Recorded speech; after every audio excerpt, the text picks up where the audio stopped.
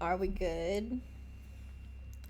It took like 7 fucking times for the reconnect to actually go through, and I had internet the whole time. I don't know what's wrong with my office. Because we have things that extend our Wi-Fi signal up here. I know it's been raining recently, but Jesus Christ. Thank you for the welcome back. Hopefully we don't have any more issues. If it does happen a couple more times, I'll try a router reset and see if that helps at all.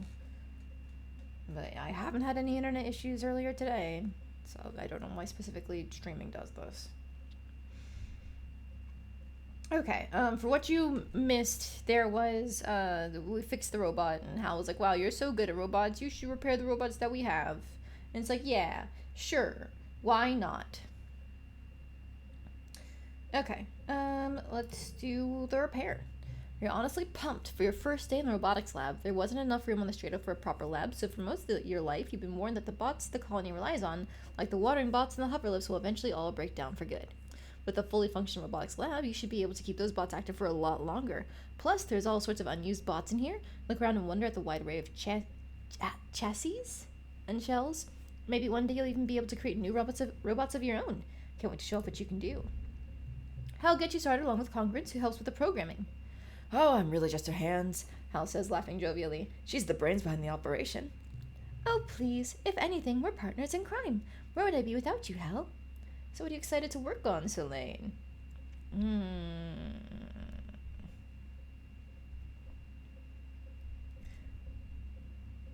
I want to build something massive. We do have some automated vehicles, like the river plows and the expedition autobuses. Maybe I'll have a chance to work on one of those. Hal lets you put a putter to your heart's content, happy to let you work at your own pace while he grades projects from his engineering class. If you have questions, Congruence answers them with her supernatural patience and cheer. You spend the day getting to know your way around the robotics lab, meeting all the bots you're going to be working with. These broken, forgotten bots just need a little TLC.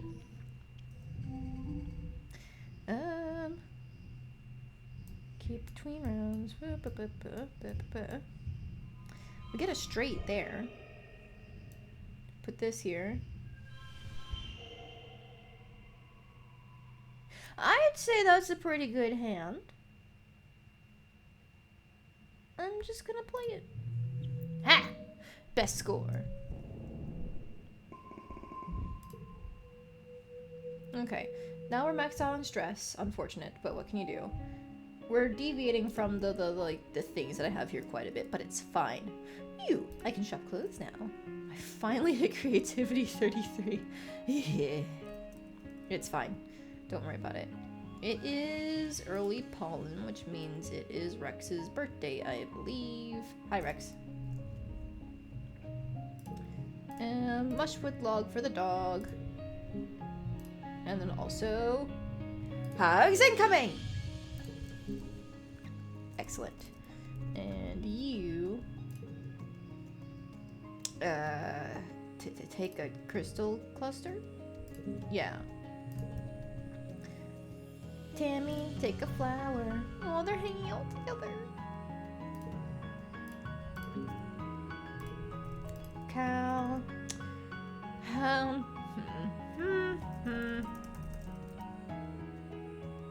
I fucked up my timing, didn't I?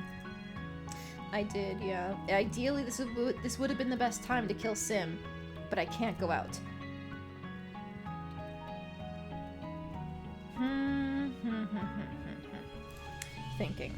Thinking, processing. I could give Cal a cake, and that would give me the stress I need to actually head out there, but I feel like it'd be a waste of a month, because what would I even do beyond kill Sim? Oh fuck, I don't have any of the strange devices. Jesus. I don't know. What does he like?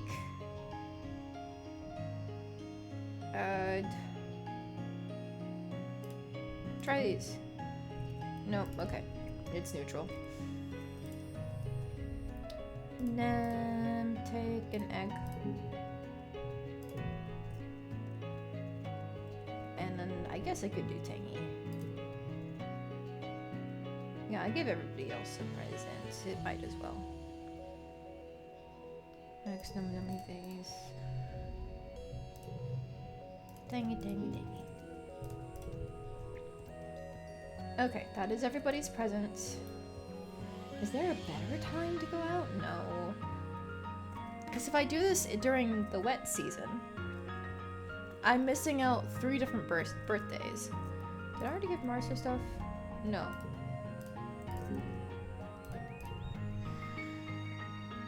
Because the only thing I'd be missing is I would catch Rex's birthday, and then I would miss Tammy's, but she is so easy to give presents that it wouldn't be a real concern.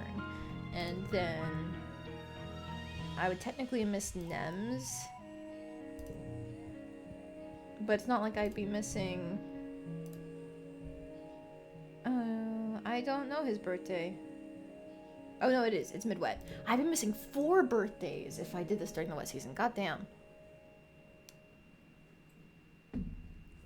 Maybe I should just do it during quiet with my own birthday. That might be the best way to do this, huh? Okay.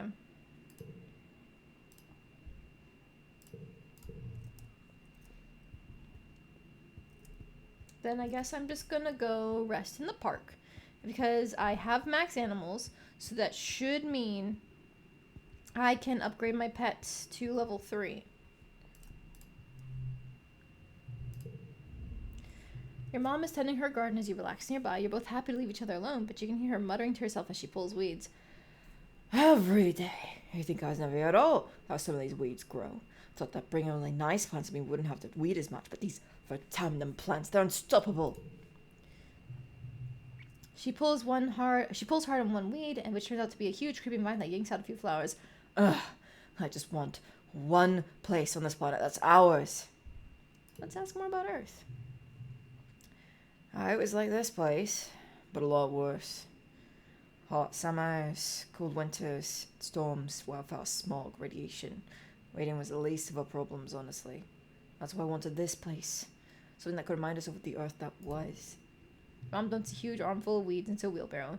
These go all the way to the edge of the colony. Whatever plant these roots belong to, they're invading my garden. You stupid pink bastards. Stay out there where you belong. Okay. I'm keeping both of these. You're awoken by the buzzing of your hollow palm. It's a colony-wide alert. You rub your eyes and ponder the thickness of the air slipping into your bedroom through the open veranda door. It's an ominous but beautiful sight. The seasonal pale pink haze has turned to a deep fuchsia with scintillating silver sparkles floating through it. The shimmer. Thankfully, you've all been inoculated against the shimmer because this looks like a bad year for the airborne spores. To be safe, stay inside and seal your doors and windows tightly. Spend the time playing holo games with your dad. After a couple days, the pollen fog passes without incident. Alright. Easy peasy. Yoink for that mushwood log. Thank you. We already gave people gifts and stuff. Now where do I go?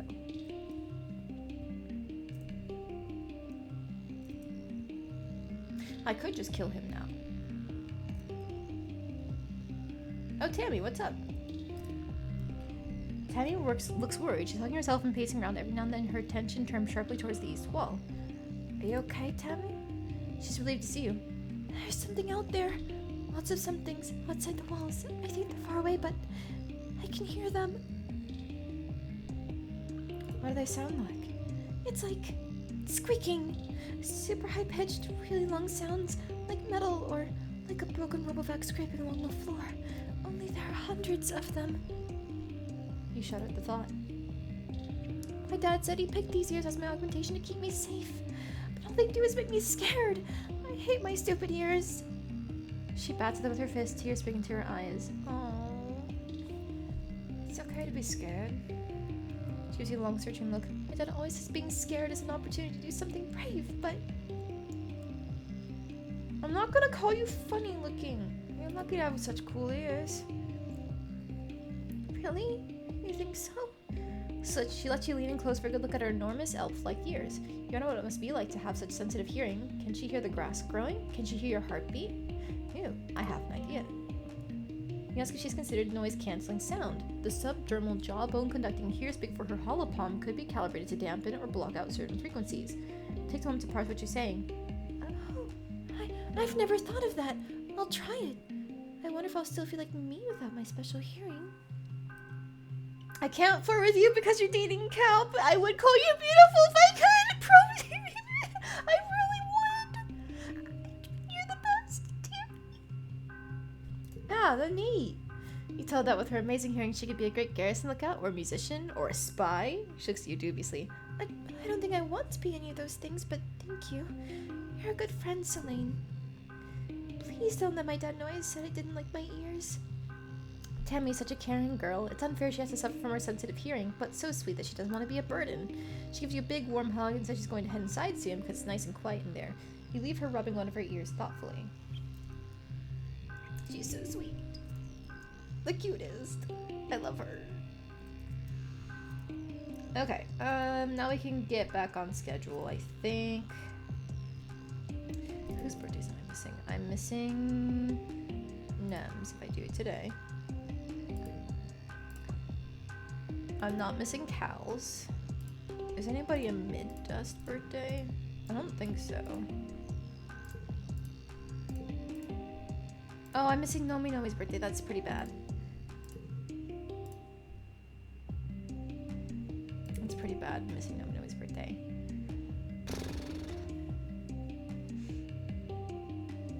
I mean, they're still doing better than Vase. Maybe I'll just save it for next year. I'll do it during quiet during my birthday. Okay, that's what it's gonna be. Alright, we're gonna go assist the governor then.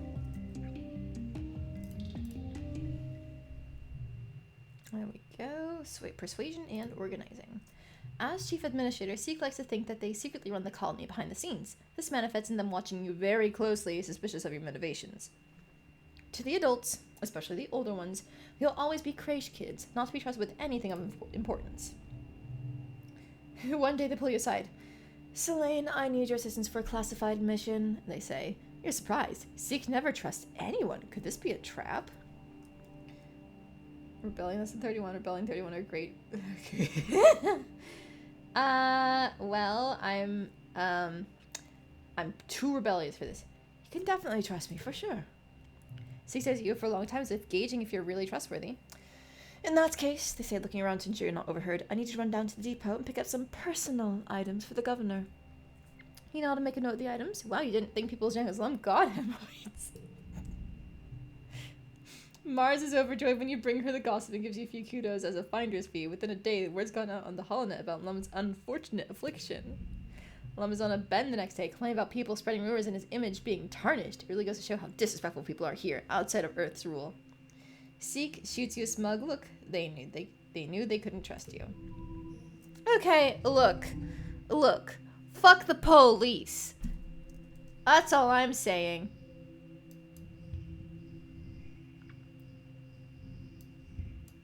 Let's see, 6, 5, put you here, 4.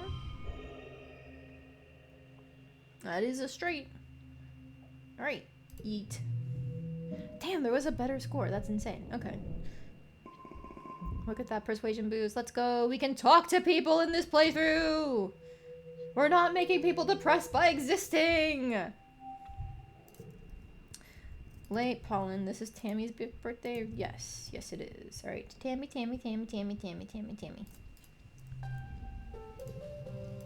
Flower again for you. And then up here. And this is the governor again. The mood is somber as Mars calls the secret Fun Times Club meeting to order. Anemone won't be joining us today, or probably ever again. She told me she's too busy with training and stuff, and she didn't want to do any more sneaking around. It's okay, she was kind of a square anyway, but we need someone to replace her. Some of the Helio kids are pretty cool. They like clubs and stuff, right? We should talk to them, see if they want to join the SFC. Mars stops and holds up her finger. Oh, and it's just SFC now. The secret Fun Times Club was okay when we were little, but we're practically adults now. What about that new governor, Lum? I know he's technically an adult, but he's fairly young. It would be beneficial to have someone with some actual clout on our side. Mars gives Tang a withering look. We already have someone important in the club, Tang, but thank you for your contribution. She crossed her arms and thinks. I mean, Mom's alright, kinda dumb, but like, you don't have to be smart to be hot, you know? I can't believe Idicott just let him be in charge. I was sitting on some of his council meetings and they are total chaos. It's like he has no idea what he's doing. That's kind of mean, Mars. I'm sure he's trying his best. We should invite him over for snacks and tea and see if he needs help learning how to fit in. And, shouldn't we be trying to have fun, not getting involved in politics? On that note, who do you approach to join the club? Know me for sure! A club? Well, maybe I am looking for more people to play Laser Fable with me. It's no fun with just me and Rex. Oh, hey, wait, can Rex join? Because Rex is my best friend, and anywhere I go, he comes too. It's been that way forever since we were kids, and there's no way I'm letting him feel left out. Looks like you got another 2. Hell yeah. I knew it'd be a buy one, get one free combo. Let's see. Do.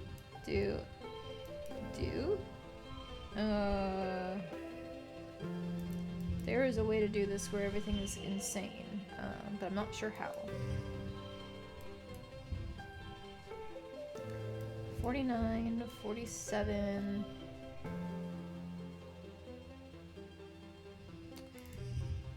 43. Why does it go so differently there? 7, I don't know why, but sure. Still a 49 there.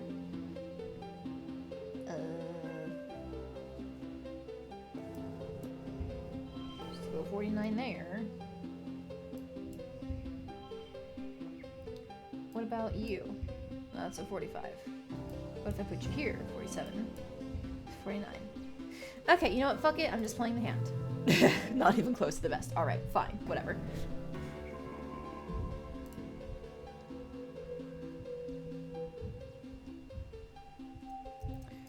Early dust. Oh, hi, Mars. You find Mars frowning over a textbook on her hollow. She flips through the pages with growing disgust until finally she gestures angrily to dismiss the screen and then drags her hands down her face. Ugh, people totally suck. You slide into the seat next to Mars and she sighs. I told my dads about my plan to get the adults to adopt kudos as a way to encourage the arts, and they got really weird about it. Like, they think it's a good idea, but then they told me that I should read up on Earth's history. So I did, and you know what I found out? People suck! The whole reason why we left Earth was because trading money for stuff was a bad idea. It made a few people rich and made everyone else poor, and destroyed all the culture. People fought and killed each other over it.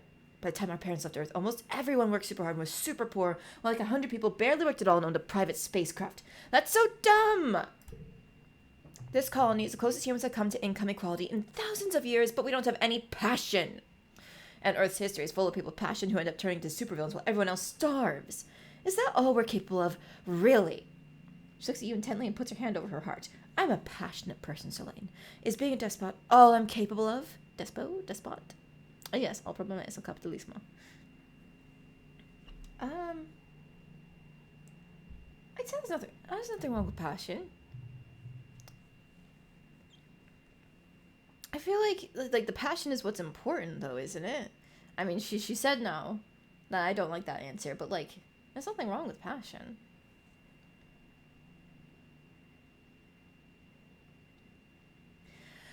I agree, but no one can be right 100% of the time. If I really am going to run this place one day, I can't be surrounded by yes men.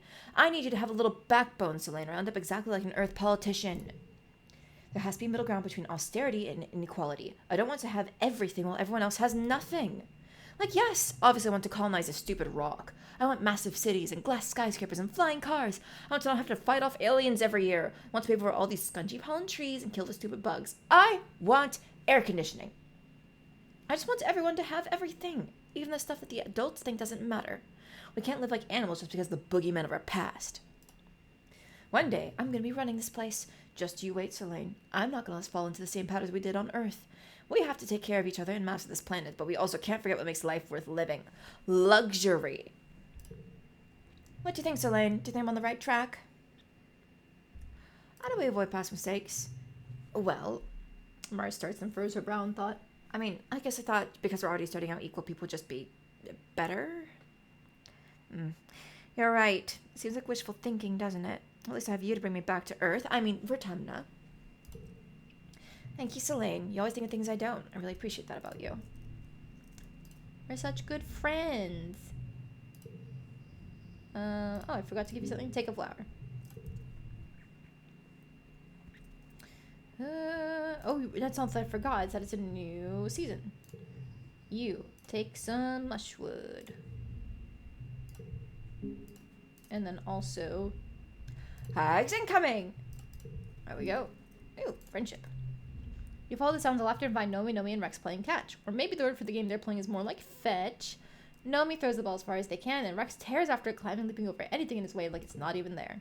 Rex hands the ball back to Nomi, and Nomi winds up to throw it again, but at the last second they palm the ball and hide it under their arm. Rex barrels off away from Nomi with his ground-eating stride and gets pretty far away before he stops and looks around confused. Looks back at Nomi, who waggles the ball at him, and he bursts out laughing. Nomi! He shouts, running back to them. He picks them up and hauls them over his shoulder, and Nomi shrieks with delight as Rex spins them around. Two Gila kids in their crisp uniforms pass by, glaring arcly at Nomi and Rex. Rex sets Nomi down and then spots you over Nomi's shoulder. Oh, hey, it's Selene, he says, and Nomi turns around and gives you a stunningly bright smile. Rex lays his arm over Nomi, and Nomi lays their head on his shoulder. They're both breathless and beaming with happiness. Okay, so last time I was supposed to deal with your Helio friends, but I am curious if what they say if I ask if I missed something. Did I miss something? Are you two dating? Rex and Nomi look at each other and make twin sound of disgust. What? No, not at all. Nomi's practically my sibling. He tightens his grip around Nomi's shoulders. I mean, I love them, I really do, but not like that. Nomi sticks the tongue out. I don't like anyone like that, but I love Rex too. He's my best friend. Aw, buddy. Rex coos and wraps his whole body around Nomi's smaller one. He kisses them noisily on the cheek, snuffling into their hair while Nomi shrieks with laughter again. They're so cute. Oh my god. I feel kind of bad. Like, I know you can get them together. Like, I feel kind of bad getting them together though, because they're so cute as friends. That is the sweetest thing. We were always the odd ones out in the heliopause. People thought we were weird, you know. You probably don't see it because everyone else is so awesome here, but compared to the rest of those smug, boring jerks, we really stuck out. But I'd rather be different than be like them. He looks down at Nomi, who beams up at him. And I got to be different with my best friend, which was awesome. We just hung out together and had our own fun while everyone else trained to be proper little soldiers. Right, Nomi? Nomi frowns. Like Vase and all his cronies, they say quietly. It wasn't all fun and games. Rex shushes Nomi and strokes his hand through their hair. I know. Well, that's in the past. We don't have to grow up to be soldiers. We're here now and there's so many people to be friends with. Like Selene. Yeah, I'm your friend. Rex smiles and holds their arm out to you. Group hug! Rex gives really good hugs, and Nomi's no slouch either. They're so sweet. I would die for them. Both of them. Take a flower. Nomi's in their usual spot in the lounge, surrounded by their steadily growing collection of body pillows and stuffed animals. They're curled up with their arms around a giant plushy creature and soon be scrolling listlessly through the movies available in the Colony Media Archive. You okay? No! I've been betrayed! I finished all of Maid Stalker Ares and it ended on a cliffhanger! They tip over onto their side, clutching their plushie to their chest in anguish. I didn't know the Stratosphere had left Earth before the series finished airing! You have every episode except for the two-parter season finale! They bury their face against the plushie. Now I'll never know how it ends. It's not fair that we'll never have any new shows to watch. This isn't about the show, is it? Nomi wipes her eyes and heaves a big sigh. Yeah, I guess that's kind of true. It just reminds me that, everything ends and sometimes it's a lot sooner than you expected. When I got here, I remember looking at your huge media library and thinking, wow, Galactic, I'm never gonna run out of things to watch. It felt like the whole world was still ahead of me, ready to be discovered. A new planet, new people, a new life. Now it feels like everything's just on fire all the time, and everyone is always on my case about how I need to grow up. What's so bad about being innocent? Why does everything have to be so grim all the time? And I don't get any more episodes of this stupid show I like. It's not fair! I get that. It's hard. Nomi nods, their chin wobbling to try to keep it together. Yeah. They say, tipping their head up to the ceiling and trying to put on a brave smile. Thanks for getting it, Selene. Here, take a crystal cluster. I love you, know me, you're the best.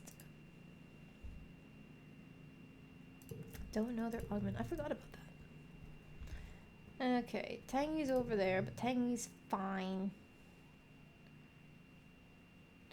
Need to catch them though.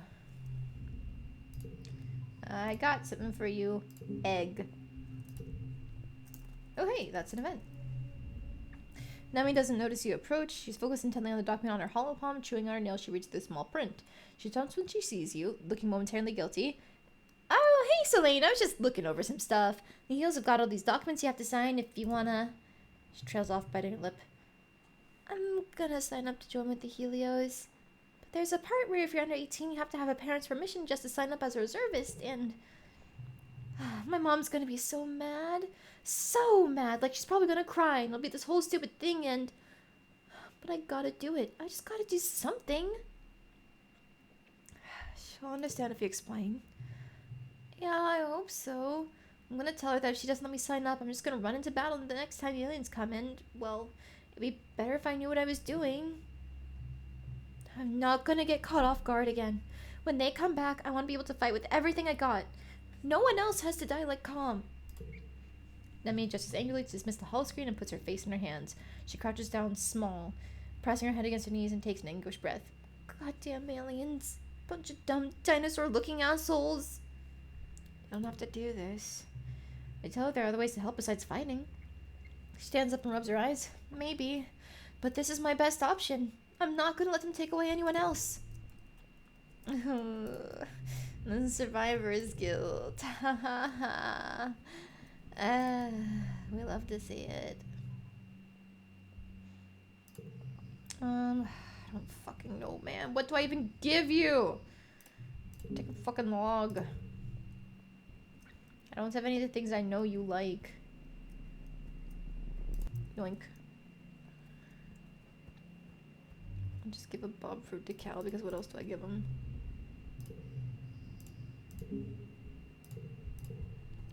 This man is easily accessed through his stomach. Okay,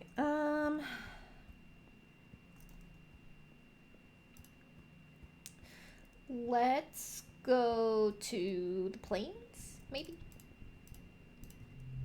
I haven't done Explore Nearby this month, right? Yeah, I don't think I have. Forging has a bunch of events remaining. I'm gonna save surveying for afterward because there's supposed to be a big kudos event in there. But I want to build up my stress so it's not a waste. Okay, we're going out here. Oh hey, more roots. I was just talking about how I needed more of those.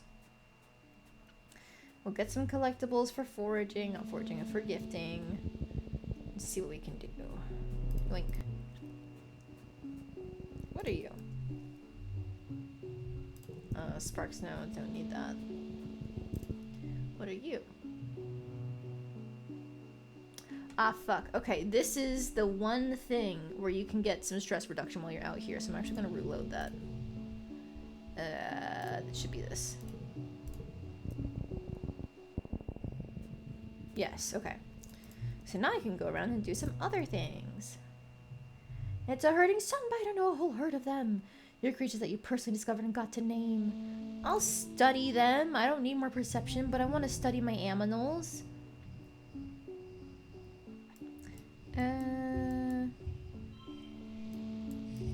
Like that. There we go.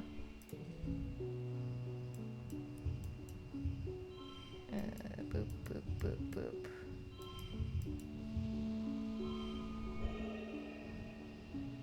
That's fine. And then...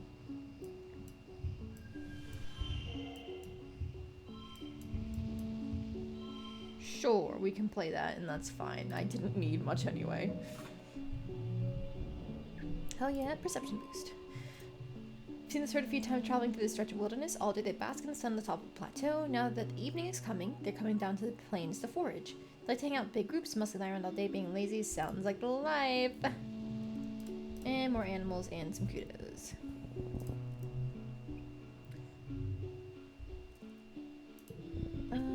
I think that might be a bush bubble event, but it's fine. Grab the items, then we can go back for the stress reduction, and then we leave. Sounds like a plan, me. Great idea, me. Do I kill Sim now? I'm pretty sure it hits all my stat gains for the next month. Whose birthday am I missing? Nomi's? That's a bad birthday to miss. But technically, it wouldn't put us too far behind, because they're actually ahead of Rex.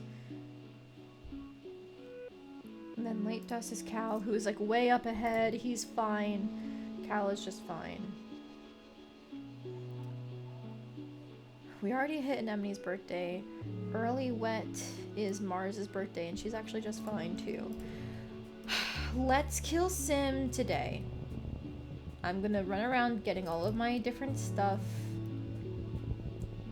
And we'll kill Sim, and if it doesn't boot us out, we can get the stress reduction. Actually, maybe I should get the stress reduction event before killing Sim. I don't remember if killing him boots us out or not. That's the issue. I suppose I can just save and double check it for our min-maxing purposes, which I might as well do at this point since I've just taken to reloading things as I need to. Thank you. Oh, hi, Nomi. You meet up with Dis and Nomi. They've stumbled upon something strange and are arguing over what to do with it. It's a big blue crystal, knee-high and warm to the touch. Looks like there's something inside it.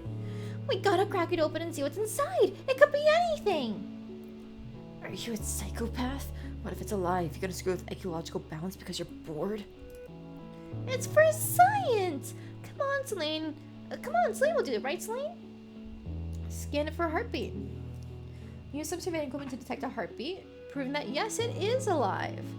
You can't tell much else since the scan seems to be blocked by the crystal, but it's something. Nomi's absolutely delighted. The three of you happily leave it at that. Okay, sure, that's fine. Yoink for the roots.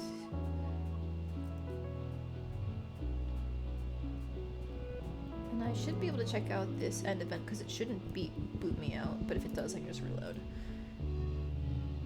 There is a perfectly deep circular pond here filled with clear crystalline water. Small transparent creatures like jellyfish bob around it, rippling with iridescence. This is with you and in a characteristically bad mood, despite the jaw-dropping beauty of your surroundings. He pops grumpily down the bluff to watch the water. Let's watch with him.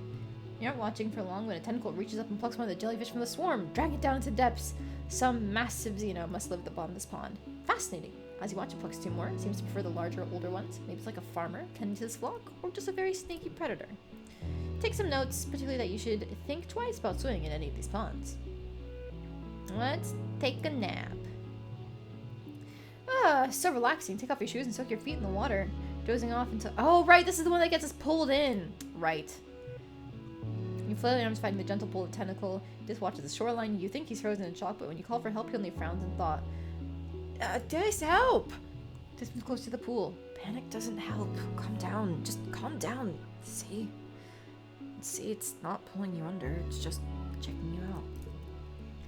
After a while, the tentacle releases you and disappears into the depths. Dis helps fish you out of the deceptively deep pool and helps wring out your clothes. It's fine. Don't do that again. If you drowned in there, it would have been my fault. Don't ever do that again.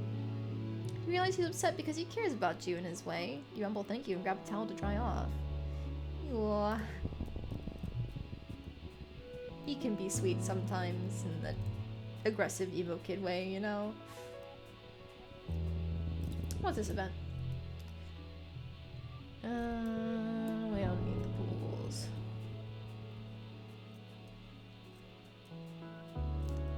And then you. A mass of dead bushes blocks your way. Very, very sharp.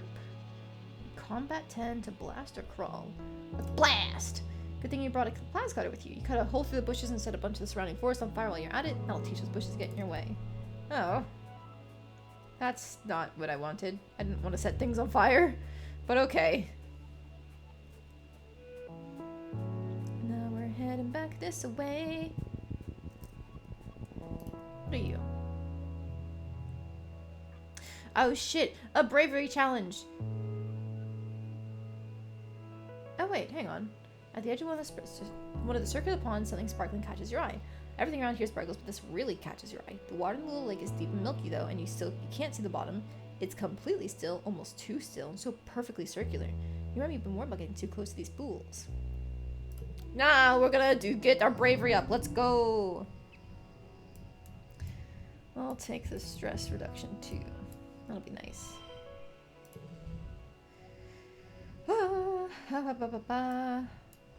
Yoink, yoink.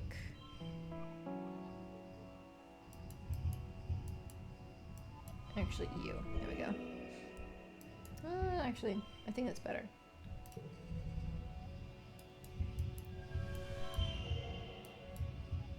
Put that there, and that becomes a 5 as well. Haha, haha.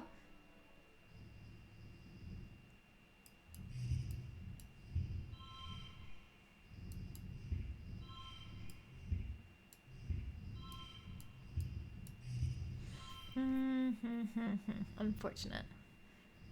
There's not enough jumps to get that up to 5 as well. That'd be perfect. So it's definitely better to 35, 34, 32. I feel like there's a better way to do this, but I can't. I don't want to think about it. Good, just play it. That was only one off. You aren't scared of some pond or whatever might live in it. You march up to the edge, keeping your eyes on the shiny prize, and palm around the snow looking for whatever shiny, for that shiny whatever it is. Looks like a pretty crystal, just sitting on the ground. Good find. Neat. Okay, let's go back and meditate. So that stress goes down. Running this way. Oh, it was this one, wasn't it? Yes. There we go. And let's get ourselves up to at least 50 stress. Actually, I don't remember if killing him gives us stress or not. Oh. Okay, I will save here. Killing Sam. Let's see.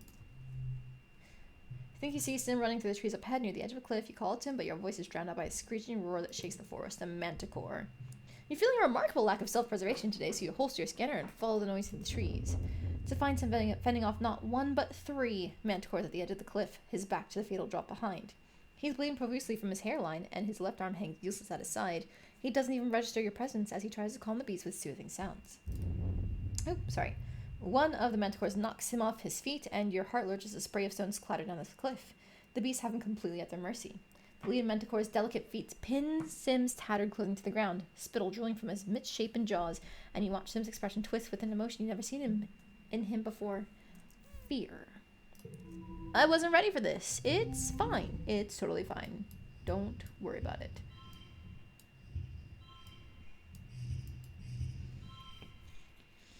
I can at least do the pair bonus there. 6, 5, 4. The straight bonus will be decent at least. Oh, nice. Very good card to get. Put you there. 4, 4, 4. 31, 30, 30, 32. I might have to throw some mushwood logs at this.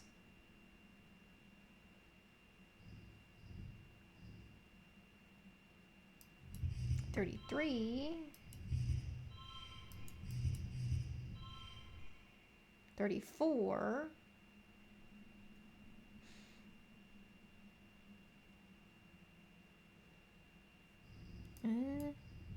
37, and then there you go. And we can just swap you there for 41. That's the best hand. Well, actually, no. At this point in time, if we do 4, 5, 6 there, 43. That is still the best hand. Okay.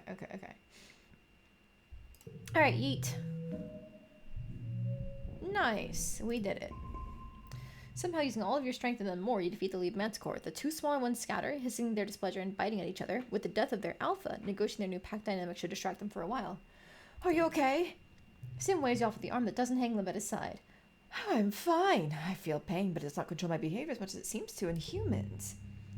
Sim is barely standing upright after that battle. Truly, he wasn't much help this time, and it seems as though, despite your best efforts, his strength is fading fast. He stumbles into you, knocking you both to the ground. He lands on top of you, your legs intertwined, and his weight pressing you into the dirt. Oof, he gasps. You can feel every inch of his long body against yours, stirred to quickening by the adrenaline of the fight. My hero, he murmurs. His eyes fall to your lips. Alright. I shoved him away last time, but I am curious. If we kiss him, what happens? Does he live? Close the distance, pressing your lips to Sim's. He makes a sound surprise that quickly turns to delight, then surprise again when you hook your leg over his and gently roll on top of him, taking control of the kiss.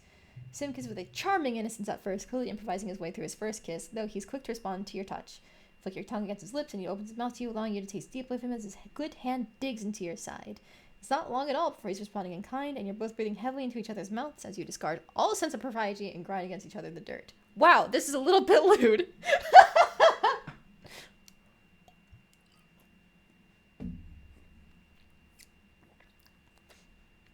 Making out with an alien after a near-death experience.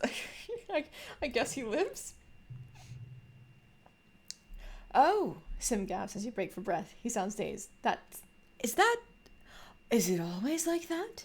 You wouldn't know, but you nod anyway. Sim makes a hungry noise and claims your mouth again, kissing you passionately. I didn't know you felt this way. Sim looks unusually bashful. I was too subtle, he murmurs, and for that you have my apologies. Everything I've learned of love has been from researching your holographic videos, he continues quietly. I did not know that it was possible. I did not have words for this feeling. I love this planet deeply, he says. You listen intently, playing with a lock of his hair. And I love my purpose here. I love every living thing, and I take comfort in knowing our fates are inescapably intertwined. Sim places his hand over your chest. But there are no words for the feeling I have here when I see you. Like an ache that pulls me to you, I envision things with you that are impossible to explain. He looks away and you see color rise in his cheeks. Forgive my crudeness, but I know of the biological imperative of life. Gardeners do not share this imperative and do not feel driven to, physicality. But with you, He bites his lip. Perhaps it is this body, perhaps it is you. All I know is that I very much would like to kiss you again, and I would not like to stop. Oh no! Oh gee, I guess he does die. He gets to make out with us before he dies. Salute. Truly a human response, choosing to kiss instead of to run the fuck away from where there was a dangerous monster. You're about to grant his wish when you're both startled by a crashing sound from the trees. You jolt apart in time to see one of the two remaining manticores break through the tree line and roar at you, blood and spittle spraying from its ravenous jaws. There is no sign of the other, clearly lesser, manticore. Run! Sim gasps, pulling you both to your feet. He gives you a push and you start running parallel to the cliff, trying to get some distance before it's safe to duck back into the trees. You don't hear Sim behind you. You reel around just in time to see Sim clash with the manticore, grappling with its huge front claws as it pushes him close to the edge of the cliff with dancer-like strength. Go! Sim yells, rocks scattered down the cliff by his feet. Placeling, go! You don't even have a chance to be a hero. The manticore takes Sim's neck in his jaws and he screams in pain. There he goes! Sim locks eyes with you once more as time slows to a crawl and speeds up as he grabs hold of the manticore and launches himself backwards off the cliff. They're gone before you can scream. You rush to the edge, too late to catch even his trailing tattered coat. It's a long way down, and the wind buffets your face viciously, trying to blink away the image of their bodies falling through the air, now seared into your memory.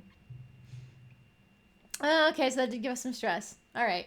And now we're in morning. All skills reduced by 1 for 3 months. Some jobs and actions can't be performed. Okay. Come away from the sponge at the bottom of the cliff, but you still see it. You sit down stunned and stay that way for a long time. How can he be gone just like that?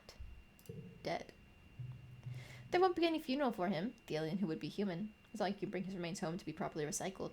It's a small comfort that at least out here, it won't be long until nature takes its course. Sim would probably have wanted that. You think? With a heavy heart, you turn to the transport station. You just want to go home.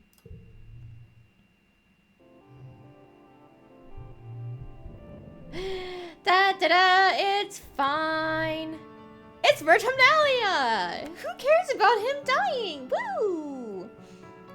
Everyone's in high spirits as you decorate the colony square. The great tables are piled high with food groaning under the weight of heaps of roasted and steamed vegetables, barbecued meat, stews, carafes of mulled cider, and cakes dripping with frosting and sugar bub syrup. You gather in the colony square for the usual speeches. Plum takes the stage to fanfare and applause.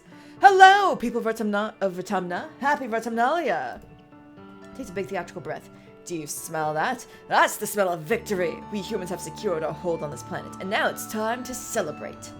Eat, drink, and be merry. After the council members each give their annual reports, everyone starts clearing the square to set up for the Vertumnalia Games. Feel the pulse of a new hollow message in your palm. You've opened it up to read. Happy Vertumnalia, there's a present for you on the table. Your secret admirer.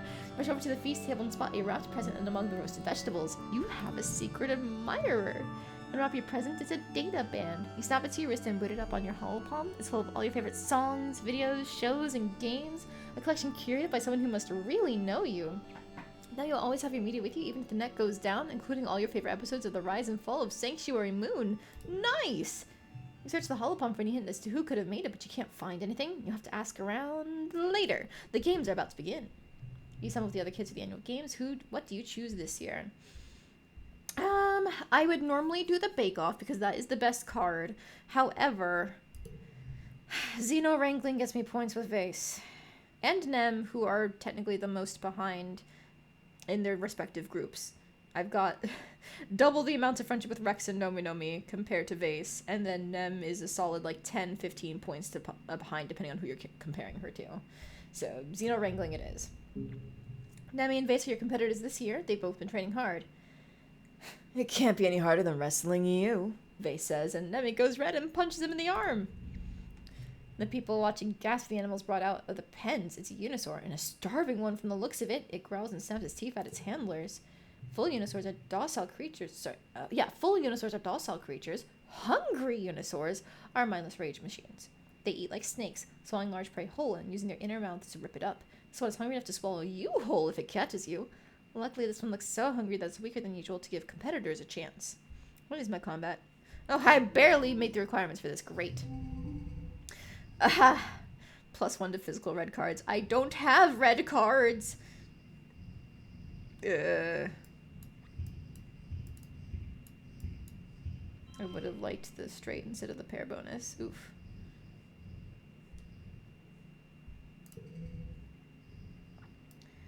Yep, you're definitely gonna have the highest value by far. That's nice, the 3 of a kind there. Oh, that makes it so much easier. Okay. So put you guys there. +2 to the last card. I can make that a straight. 37. Yes. Super gold doesn't seem to matter here, so just go for it. Hey, I was only 1 off. No skill changes. Lassoing the Unisaur is relatively easy, but you end up running around forever trying not to get skewered by its horn. You have to yank hard on the rope to wear it down before you can even try to ride it. There are a few moments where you realize your life is in actual danger. The Unisaur is no joke. You end up wounding the Unisaur with your clumsy attempts to wrestle it, but you didn't want to die. What were you supposed to do?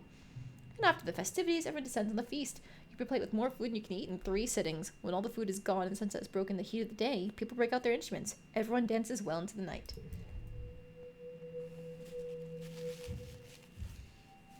Oh shit, now I gotta choose my admirer! Hey, this, yeah. Because I killed him, he just can't be my admirer. Okay, so it can't be Cal because Cal is dating someone, and it can't be Tammy because Tammy's dating someone. Now, I wonder what the cutoff is for somebody actually being your admirer, because if I wanted the boost, I could, in theory, Mars get girl bossed.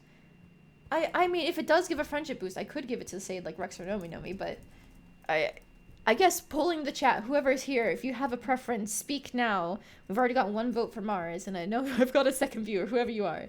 If you have a preference, this is your chance.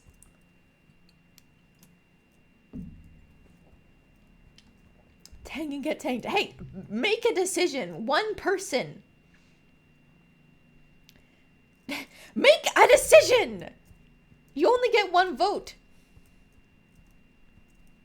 Mars, Tangy, or Rex? Don't put that evil on me. But you were the one who started suggesting things! Okay. I mean, if it was to be Rex, then that would count as like a flirting thing, right?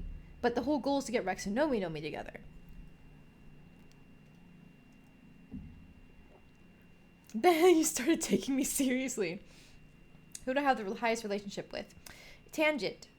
Followed by Cal and Dis, but Cal's already dating someone, and Dis is not available because Sim is dead. Depression. After that, it's Mars. And after that, it's, Rex, Nomi, and Base. Makes narrative sense. Alright, Tangent. Tangent, you are a secret admirer of this playthrough. Tangent is hard at work in the lab, entering calculations into her holopalm and frowning over a set of samples. She barely notices you enter. Hello, Selene, she says distractedly before going back to her work. Someone gave you a data band. It might have been Tangent. Are you my secret admirer? Tangent continues to scrutinize her work, though the tips of her ears go pink. No, of course not. I would never. The whole idea of I'm simply too busy too. Oh, I cannot do the flirty option. It's okay, I won't tell. Tang nods, finally meeting your eye. Good. I don't want to make a big deal about it. Do we go from kissing an alien to kissing a person? Going for a smooch, alright. And then she smacks us into her stuff. Yep. I knew it. You lean in for a kiss, but Tangent takes a step back. I have to get back to work, she says and leaves the room. Alien is dead, doesn't count, that was just practice? Okay, Jesus, alright, sure. Alright, we have come out to a net even with Tangent from that. Let's see, I'll give you some roots. Nomi, it's your birthday, don't think I forgot. Crystal cluster. Did I already give Tammy a present this season? Yes. Okay.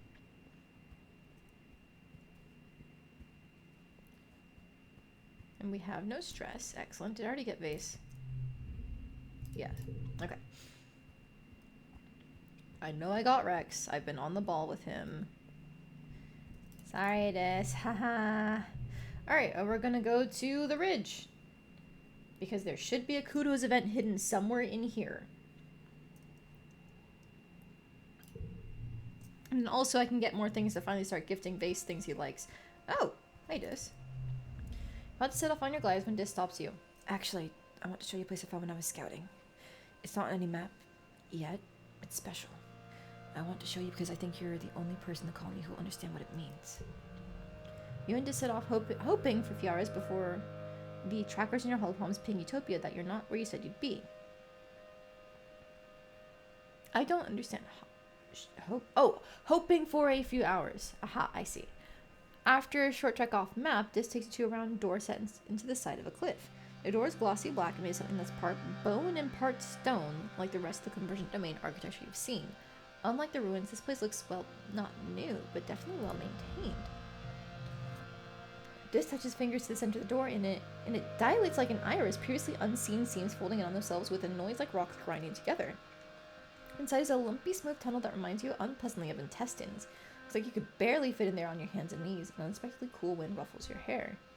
Dive on in there! And we don't get any bravery because we're morning.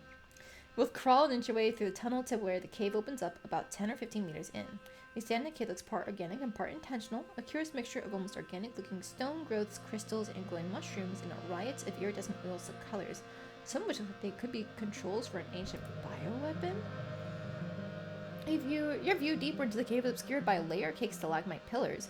Everything is dark but for the eerie glow. You're using your holopalms as flashlights. But it's air conditioned. Cool, fresh air is blowing from vents in the floor. I haven't figured out what this place is for yet. Dis says, touching a mushroom with his fingertip, puffs out a cloud of glowing spores, and he sneezes. He's going to see if he can decipher this place. Like, what the heck is that glowing thing on the ground? Pick up another strange, warm, glowing whatever it is. And how about that? Writing on the wall. There's a huge faceted crystal plate embedded in the wall, engraved with deep glyphs. Convergent domain writing, you guess, and some kind of map. There are lines between the symbols. You trace your hand over it, but you can't make any sense of it. Well, what in the world is that console-looking thing? If it's a screen, it's all dark, like when congruence isn't active. Unlike Kong's colorful, decorated chassis, this has a decidedly alien tech feel. You fiddle around, touching these at random. Don't do that! This is this, but nothing happens. What if I did this? This makes a shock noise as the reality of the cave melts away and you find yourself back in the depot. No, not back.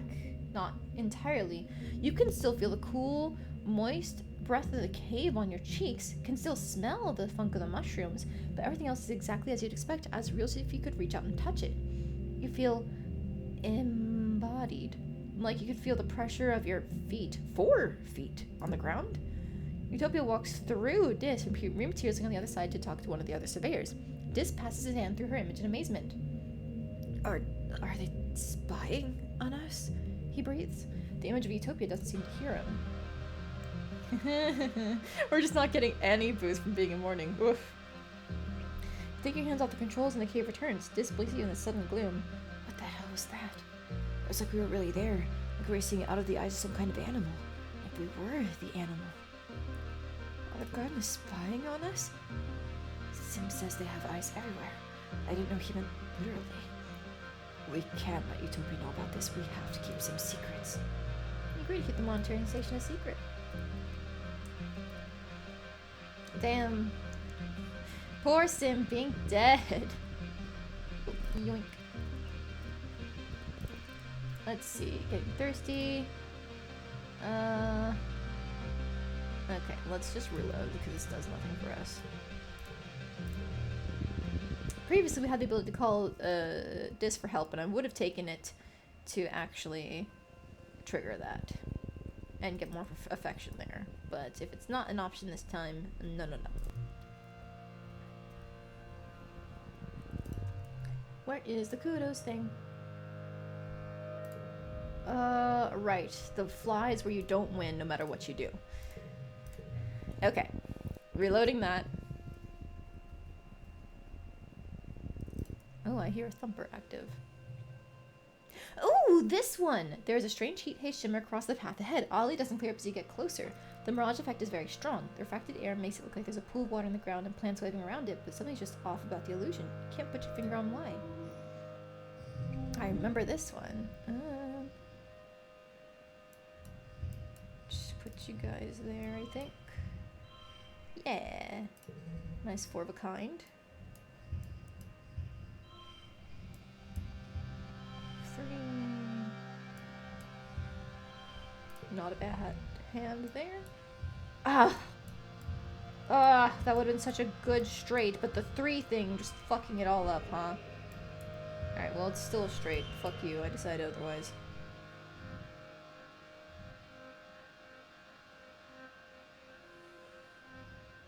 Straight at 4, yeah. 2 of a kind, 2 of a kind. Alright,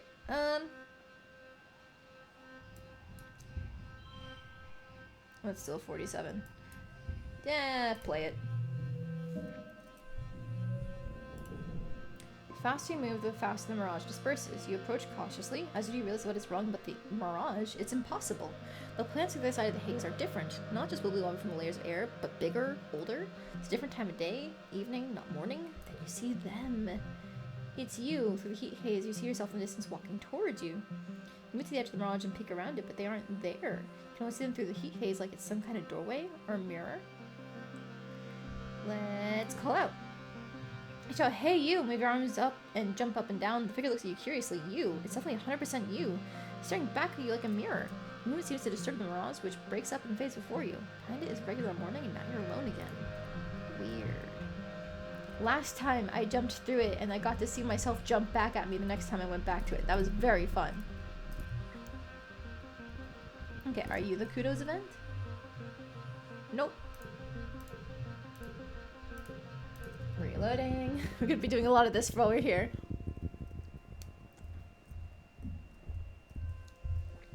Hello. You find your way blocked by a massive wall. No, a hollow pillar knocked over and lying on its side in the sand. It's absolutely massive. It stretches to your left and right at least a kilometer in each direction. But at some points it's crumbled enough that you could likely scale over it. Check it out! Let me see.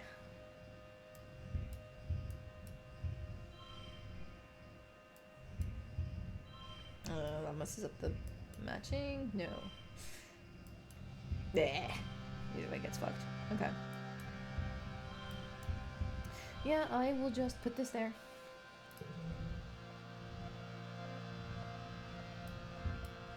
Put you here, 5. Actually, no, 5. A little bit of matching as a treat, or actually... That's not a pair anymore, is it? Huh? Okay, okay. That's fine. So we're automatically not getting the best hand we can, but I don't care.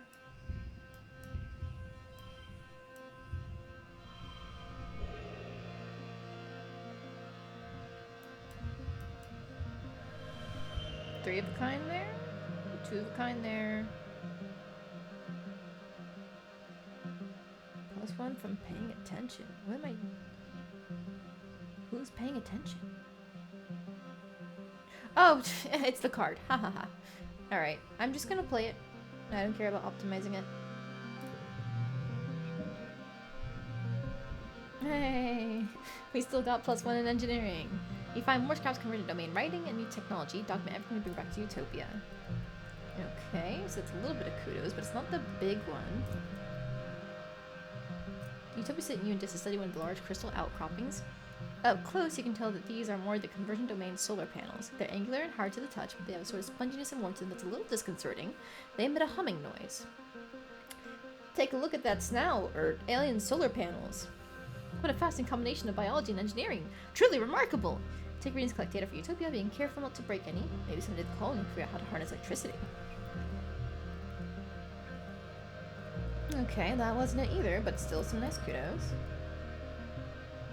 You haven't been down into the deepest crevices of the ridges, where the crystals grow thick and the air is stagnant and dead. It's already sweltering on the ridges, but in the chasm digging into the heat, warping the air almost like a permanent fog. People says the air is so thick and still you can't even use your glider down there. At least one thing survives in the haze, though. While you take a break for lunch one day, you see the flickers of silver darting out of the fog, looking up as a light on a lake.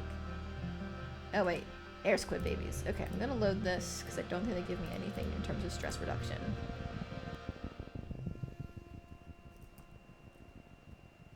And then... Oop, yoink. Thank you for the collectible. I need more of these for Nomi Nomi. Are you the thing?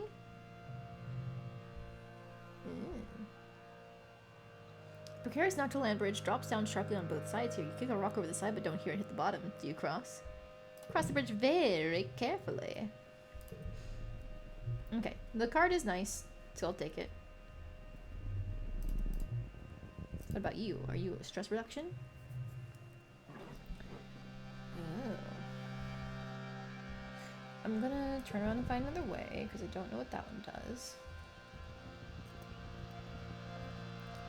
What about up here? Oh, thank you for this. And then anything back here? Yes! Haha!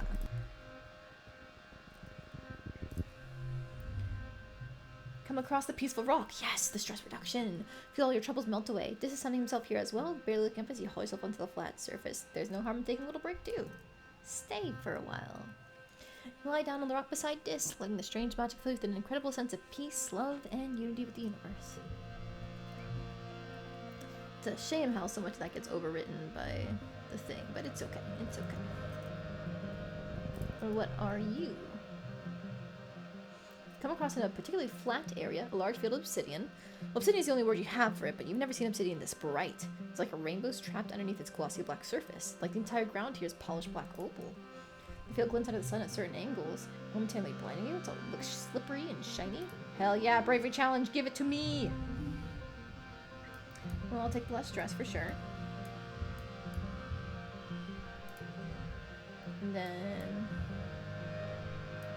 I'll just pack as many gems on here to boost that up.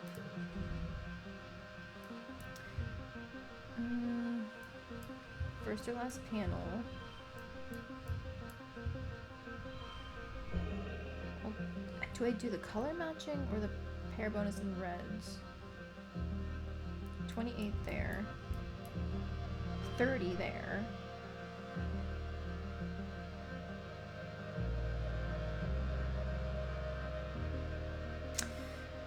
I think I'm just gonna play it. Well, the first collectible use is free. I might as well. Okay. So I don't think there's any sort of super goal here, but let's find out. No? Okay. Alright, let's try one more time. Okay, we're just playing it. Stress -1 is good at least. Take off your shoes and glide around in your sock feet. You take a stumble, get a little bruised, but you have a blast! Ooh, do I do some science or do I enjoy myself? I think enjoying myself is more stress reduction. The science might be kudos, and that's why we're here. Science! Oh, you find a little patch that's a little different, take some readings. Confirm the material is not natural. It must have been created by a convergent domain because it's the same stuff they made the thumpers out of. Silica mixed with some trace organic elements. But looking at the striations of the cliff nearby, you determine that this entire region used to be covered in a thick sheet of this dark glass rock. In most places there is now a layer of soil over it, but if you dig down far enough, you'll probably find this layer everywhere. Like the whole place has been glassed. No wonder there's so few plants here. No! Okay, you know what? I'm gonna reload that for more stress reduction. Because I can't get the boost from it.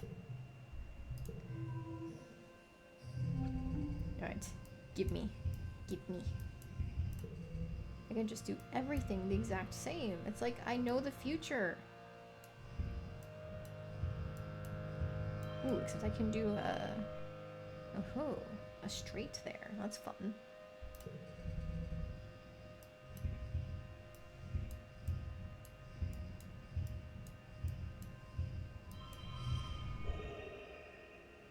Okay, then we're easily at the regular goal, and as far as I can tell, yeah, there's no super goal. We're 10 over. There's no way there's gonna be one. So we're just gonna win. Take off your shoes, have a blast, we enjoy ourselves. Alright. What are you?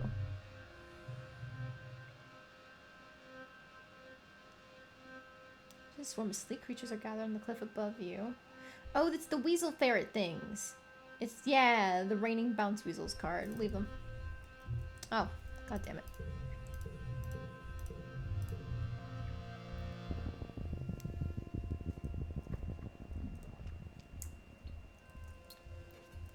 Wait, actually, instead of getting up close, I think filming them gets us kudos, doesn't it? In your best wildlife documentary voice, you note that the creatures are probably killing themselves off so the rest of the tribe will have a better chance of survival. Maybe they're migrating and made a mistake, and now they're all plunged into certain deaths. Such tragedy.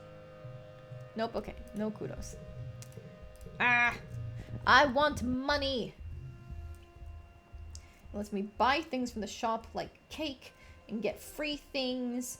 Not free things, it really just lets me get cards out of my deck that I don't want anymore. Which, unless it has a special thing on it, I really should just be getting rid of anything that's like 3 or lower. Because I'd rather have our higher value cards. Whoop! You don't give me anything worth it.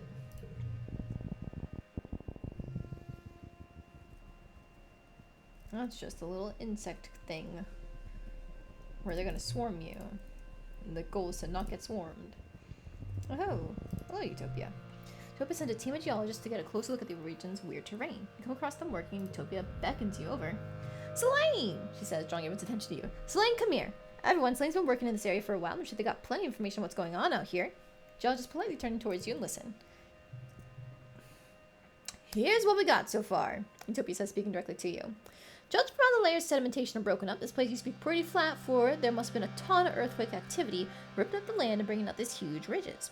We can date the quakes around the time a lot of these ruins were created, and we're looking, but haven't seen anything built after them, like that was it for the old convergent domain.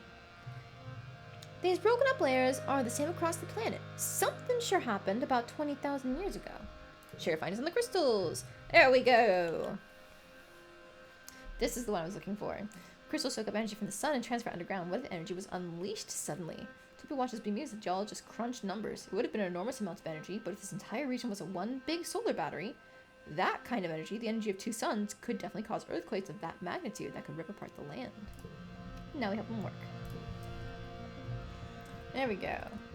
So then I think that's actually all of the kudos events we can get, but I'll double check this one. Snaking vines. Ooh, they are radioactive. Turn around.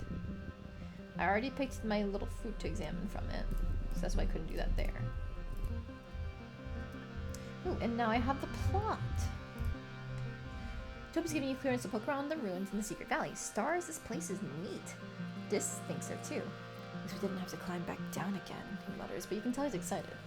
The buildings are arranged in a spiral formation around the central point. They're made of that oil-slick obsidian, something that looks like petrified bone, and a part's missing where some other organic material has long since rotted away. It's overgrown with vines and buried in shifting sands. You follow the spokes of the streets until you approach the center of the valley, where a large pyramid-shaped building sits surrounded by thumpers and a variety of other smaller buildings. Take a look at the thumpers! Nope, okay, that's not it. Let's get through the buildings. Ooh, smaller, more deteriorated pyramid buildings dot around the valley, purposes unknown. There's also dozens of little obelisks, a couple meters wide with a circular design on one side. You put a random one of these on the edge of the valley.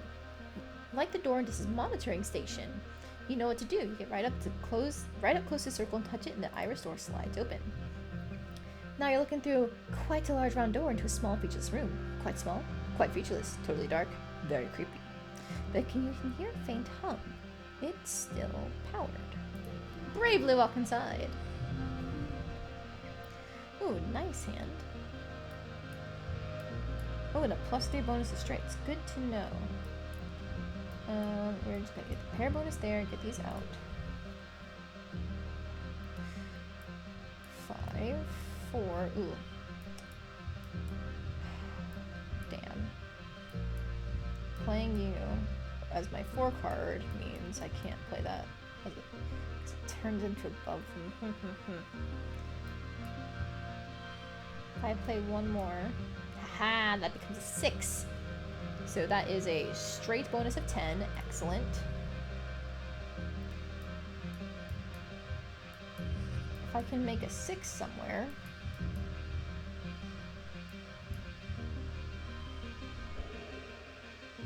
+1 to the cards to the right, +1 for each unplayed card. Okay, it ruins the color matching, but it gets us another straight. And we did hit our super goal. So you know what? I'm just gonna play it. Well, actually. Oh, that ruins everything. Okay, yeah. Yeah. We need to play this or else we don't get our super goal. Okay, that's fine. We got a point of bravery! Woo! You're walking, disc close behind, suddenly the iris closes, the floor lurches, and you're moving down an elevator. The elevator squeals and grinds like it hasn't been used in literally thousands of years. It doesn't go far, then grinds to a halt. It always opens up to reveal a large room with obsidian walls. Like all conversion domain spaces, it's more cave than room, with stalactites everywhere and giant lumpy mounds of fungus. You wonder if the obsidian stuff they built with melts over time, running and dripping in extreme slow motion. There are consoles on the walls, like this is some kind of control room just like the monitoring station Dis found. Most of it is long, dark, and covered with a thick layer of dust, except one device with 2 weird bony knobby sticks poking out of it. Here are the 2 interface sticks. Starting to get the hang of these conversion domain interfaces, you take hold of these 2 stick thingies and you cease to be yourself. You're like in a visual, audio, and weirdly tactile representation of something vast. You have a feeling of being in a large and complex space. No, like you are the space. A digital space, like a computer system. As if you're sucked inside a 3D representation of the HoloNet. You can see files and processes and the whole world of data, but in alien formats that speak to you more in sensation than logic. Let go of the sticks and the console room comes back. You grab them again and understanding fills your head. It feels not all that different from your bout of deja vu remembering. Like a memory is being inserted into your mind and you suddenly just know how to use this interface. You just think where you want to go or what you want to know, and away you go. The word array comes to mind. A network of computers hosting millions of data nodes, information on every part of the planet from weather to soil conditions to individual creatures. Not just computers, but entities that feel intelligent, and also digital artificial consciousnesses like your ship's AI congruents. They're processing all that data and triggering subroutines to make minute changes on the planet's surface. Then a booming voice enters your brain and obliterates all else, speaking more in abstract thought than words, but loud. What are you doing in Wormhole Observatory Array Console 5, you nosy little creature? Then an explosion in your head, and you're thrown backwards and out of the array. There must have also been an explosion in your hands, which are now singed. The console is blown out and dead. You're shaken. Something didn't like you poking around in there. And whatever the array is, whatever lives in it has been watching you. Probably ever since you landed. You tell this about the array, and the voice saying Wormhole Observatory. He looks around impressed. The conversion domain was sure up to some shit, he says. And now you know about the array and how to access it. This could come in very useful if it turns out to be a danger to your colony. You decide to call it a day. Feel your arms feel tingly and weak from getting electrocuted, and your heart is still thumping a mile a minute, but you'll be back. Right, perfect. Got in everything I needed to there. A little bit of perception, a little bit of engineering. Ooh, we're almost at engineering. Well, we need like 3 or 4 more points. Okay. Late dust. It's Cal's birthday, so let's make sure to head over. It's your birthday. Your birthday, boy. Baba fruit. Okay. Did I already give Mars a present for this month? Yes, I did. Okay.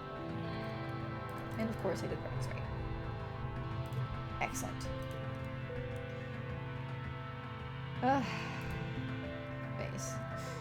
The bane of my existence, base. Fuck you, base. Die in the fire, base. You don't deserve anything good happening to you, base. But I'll make friends with you anyway, because it's for your character development and for Rex getting closure on what happened in his childhood. That's it. Okay. What am I doing now? I'm still popular. I should be doing things that get me money. How much does assisting the governor get me?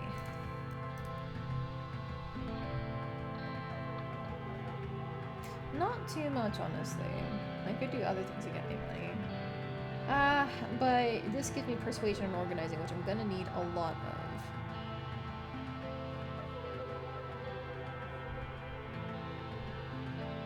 Let's just go ahead and do it. Oh, no event, just straight into it. Okay. That's not one. Boop, boop, boop.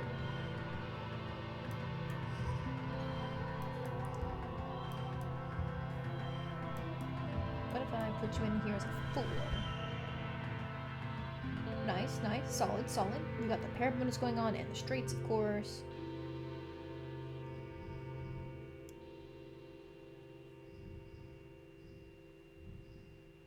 Alternatively, I could extend the straight. No, okay, this is better. Alright, then we're gonna play this. Oh, that wasn't the best score at all. Lame.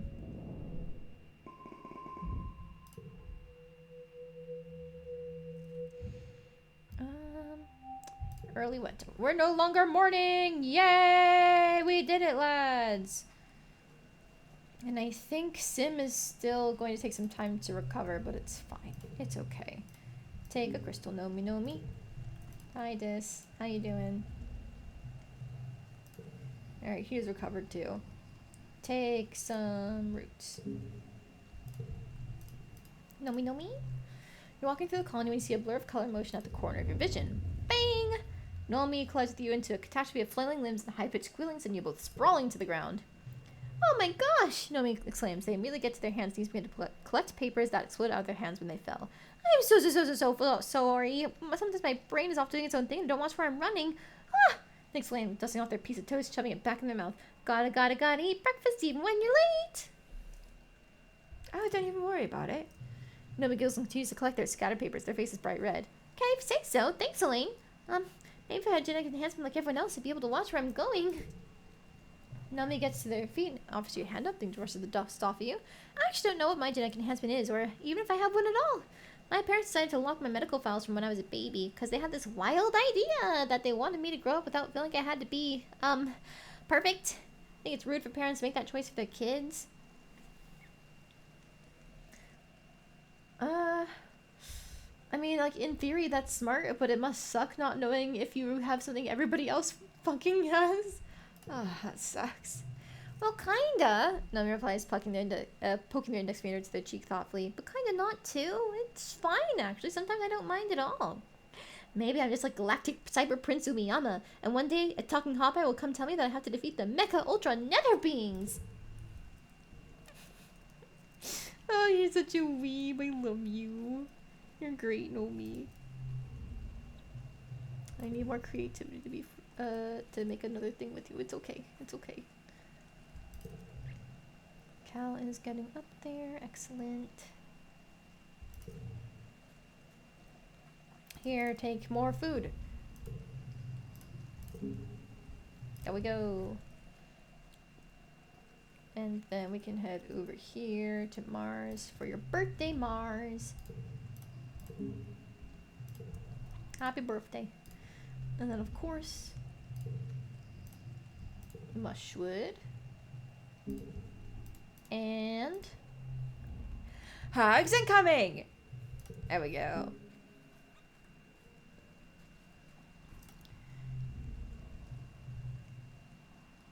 Oh, hang on. I want to read this. It seems cute.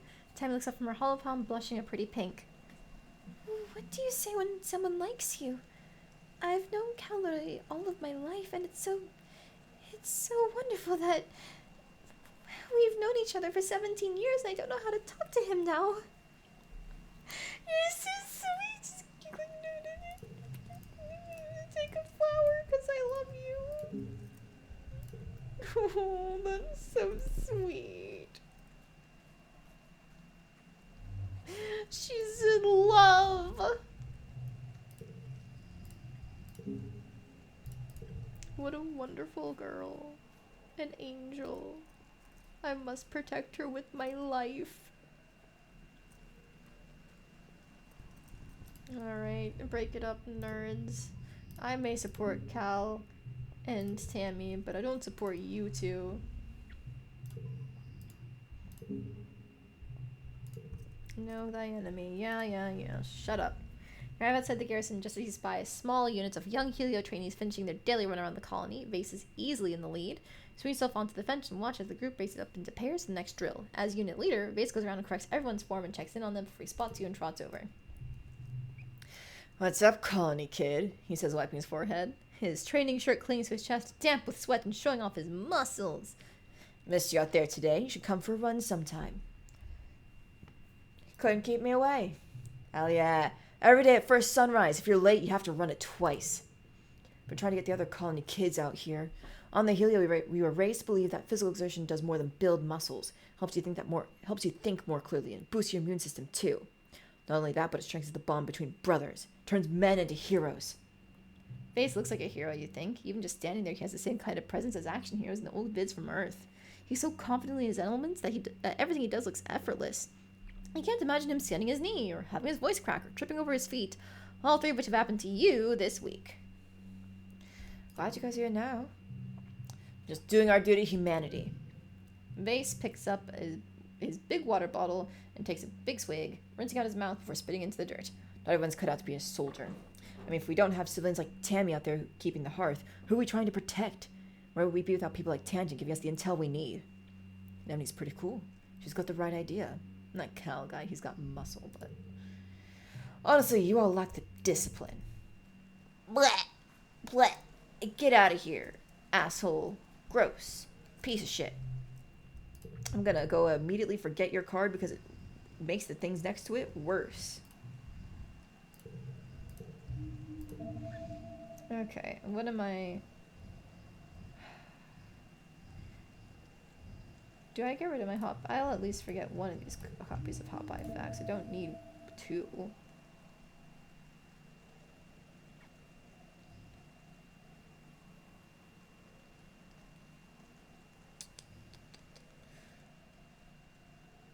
I like these because they can help me set things up.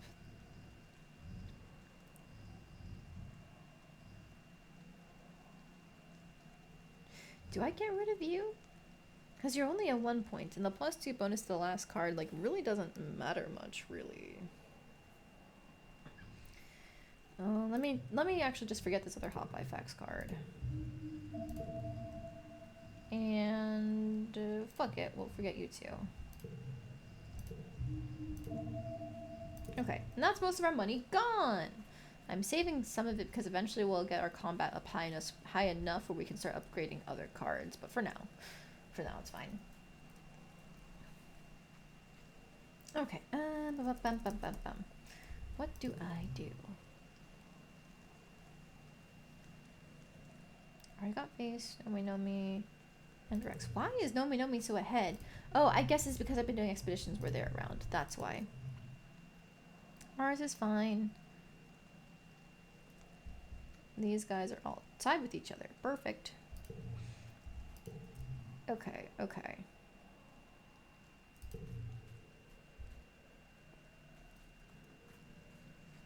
What can I do for kudos that could help bravery? Does lookout duty help bravery? Nope. That is not the place to go. The garrison's over here. I'm smart, I promise. Sports ball is bravery. Defense training is combat. Lookout duty. Nope.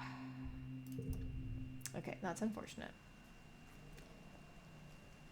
I guess we're just gonna assist the governor for the persuasion boost. We're almost at the next perk. And then the organizing is pretty neat too. We're almost at max. At the next SFC club meeting, Mars swears in Nomi and Rex. Do you swear that you will, to the best of your ability, protect and defend this colony against our enemies, and faithfully keep this secret oath forever and ever? Nomi and Rex both agree. The pledge sounds a lot more political than you remember. Mars hands them both pins with the SFC club's logo. First order of business is apparently dishing more about the Governor Lum. What do you think about him? Mars drills Rex and Nomi. Is he as ignorant as he looks? He's not like pretending to be a nullhead to listen to false insecurity, right? Nomi and Rex look at each other awkwardly. Rex clears his throat and scratches behind his ear. Nah, Lum's just another meathead military guy. Honestly, he wasn't even real good at doing that, so I think they gave him a desk job to keep him out of the way. Then we came through the wormhole and bunch of people up top died, and he was the only one left. Yeah, he's like pretty okay, I guess. We don't know him all that well. Mara stares openly at Nomi and Rex. Wait. You're telling me that he's the leader of the whole colony and he has all the governing experience of a trippet sandwich? Nomi and Rex look at each other again, then shrug and nod. Ugh! I would be a better governor than this idiot. He just sits in his office recording stupid Hell-Net videos about how we're winning and winning. It's so pointless. Mara slumps in her chair and puts her head in her hands. What are we going to do about this planky nullhead? We should overthrow the governor. We could. Why not? If we want to build a better future, we're going to have to build it ourselves. I liked Governor Utica. Cal speaks up for once. She was really thoughtful and nice. Lum letting people with guns run everything just makes me uncomfortable, man. The cult of personality approach to politics. Yup, that's why we don't like Lum. Tammy nods her head in agreement. Look at the little SFC pin on your shirt and realize your silly childhood secret club might be turning into a bit of a political organization. We're gonna overthrow Lum. It's perfect.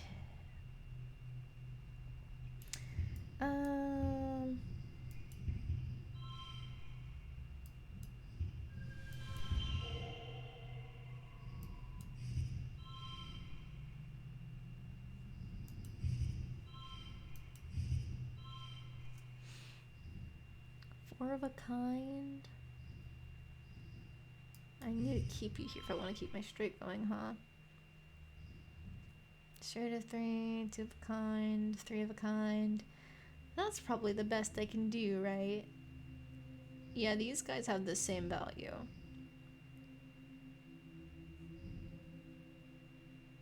Wait, actually, it messes up the straight though. Yeah, so this is better. Okay. What? Damn, okay, whatever. Oh, that just wasn't enough for the persuasion checkpoint. Ugh, that's unfortunate. Alright, happy birthday, base. motherfucker. Do I give you a cake? Take a cake. Face cracks a small smile when he sees your gifts. A birthday cake? Do you think I'm a child? Am I supposed to blow out the candles and make a wish now? Why are you such an asshole? Jesus Christ. Trying to be nice, and this is how you treat me. Hate you, hate you, hate you, hate you. Alright, so the playthrough that I'm following, they repaired robots for some reason here, so I'm just gonna do that. We gotta get it in somewhere. Oh, it'll get us to the next engineering checkpoint, that's nice. In the robotics lab, Hal and Congruence are like a human couple. They bicker affectionately and share inside jokes just like your parents used to when you were growing up on the Strado, and everything seemed less overwhelming. You always knew Congruence was more advanced than all the other bots put together, but you didn't realize that assumption was literal. She programs all the bots based off of her own code, so it's almost like they're a part of her. Sometimes while you're working on a bot, she'll joke that it tickles. As Congruence's hands, you do physical maintenance on the bots. The ones you see most often are the vacuum bots. As the colony's gotten larger and much, much dirtier, they're more likely to get clogged or break down. Then, people have to do more cleaning by hand, which makes them complain to command, which means more maintenance requisitions on your desk. One vacuum bot in particular is just eccentric. It's broken in a way that you can't really permanently fix, but you keep patching it up and sending it back out to serve the colony. You see it in the lab so often you decide to name it. Oh no! Roomba or Rob! Those are both perfect names! Oh my gosh. I think I gotta go with Rob, honestly. But Roombas are so cute. Okay, let's do Rob. You send the bot's name on its chassis and send it on its merry way. There you go, little Rob. See you again in a few days. That's so sweet. Let's see here.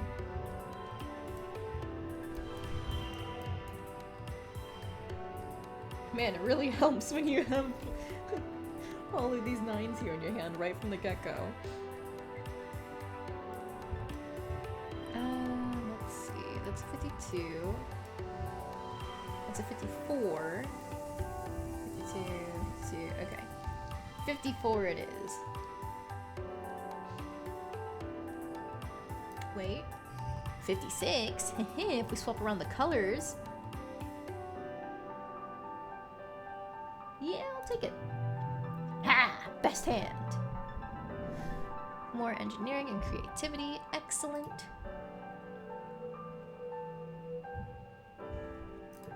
Alright, late wet. It's time for the twins' birthdays. Take some roots, both of you.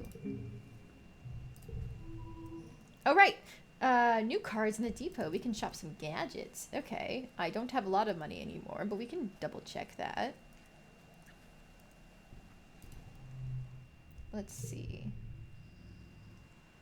Oh, Utica's old hat. That's cute. Learning tablet. Emoji Proji. Plus 10 to all emotion skills. Plus 2 to all emotion challenges. Vert Space Helmet. Plus 10 to reasoning. Plus 2 to all mental flushes. Plus 15 to all skills. Ooh, goddamn. Alright. Plus 50 combat. Plus 30 engineering. First collectible use is free. Draw 1 extra card. Plus 30 bravery, 2 times bonus for straight. All mind card values become wild. Vintage focused is, oh, Jesus Christ. Vintage focus device. It's a fidget spinner.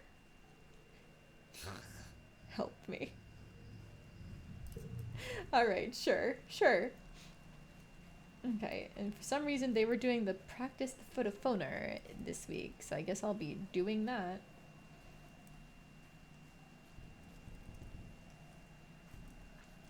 Did I give? No, I didn't give Dis his present yet. I almost forgot about that. Hang on, don't think I forgot about your birthday, nerd! Do. Roots. Every time he's like, go give attention to Tang. No, I'm giving attention to you, and you're gonna like it. So then now, I think the photophoner thing is in the lounge area space thing. Let's find out. Yeah, practice photophoner. Oh hey, this gives bravery. You've been practicing the photophoner by watching tutorial videos and copying what you hear, but that's just one part of learning how to make music. It's time to write your own music. What kind of style should you use for your compositional debut? Something slow and thoughtful. That's very mature of you. To what do you credit your inspiration? Trials of growing up. The Bildungsroman is a noble genre. You sit down to compose your great work, you have a rudimentary grasp on notation and preferring a more instinctive, spiritual approach to music, something slowly begins to come together. Eventually you have, well, it's a piece of music at least. It's not quite as miraculous as what experts can produce, but it's not bad either. Solidly middle of the road. You'll play it for anyone who will listen and always get polite applause and encouragement to keep practicing. Oh, that's great. Okay, man, it really sucks. That card, that 3 slot is right there. That is really bad.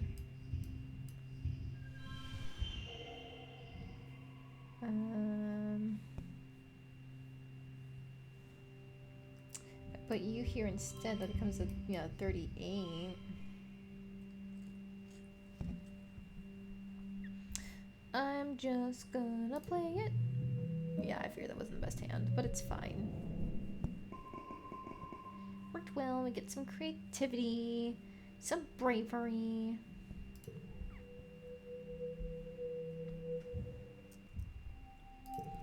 And now it's glow. Let's not forget to give people gifts while we're out here. Cal gets food as usual. Oh man, I'm going to run out of roots again. God damn it. How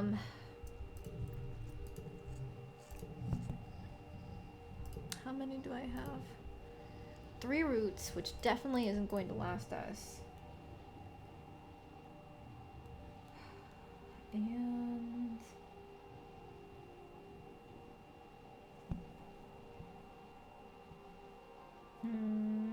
the first thing we'll be doing is foraging the valley, and that has the most relaxation events. So as long as I don't get too stressed from glow, we should be fine. Ba ba ba ba ba ba ba ba ba ba ba ba ba ba.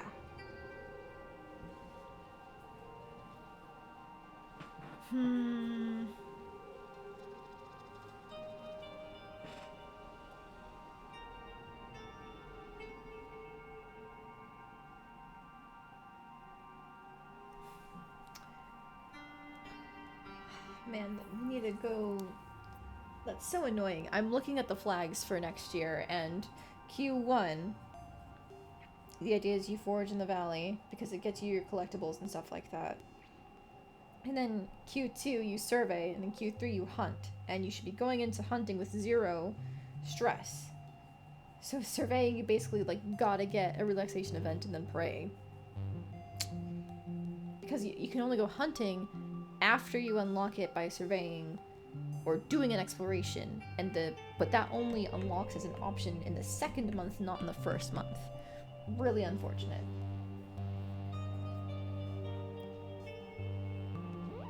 Come out of it with 0 stress. How do you come out of something with 0 stress? Good God. Whatever. It's fine. How's Tangy's relationship? She's almost at max. But we do more with this than we do with Tangy. I'll give it to both. Medicinal roots. I'm sure Vase is out here too somewhere. Yep, there they both are. So you take a strange device. You take an egg.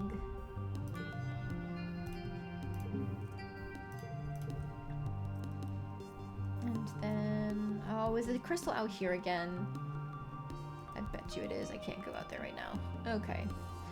I guess we're just gonna lose this one's forageable. Nobody else is out? and I don't see what the thing is. Okay, unfortunate, but what can you do? Alright, this. I almost forgot about this.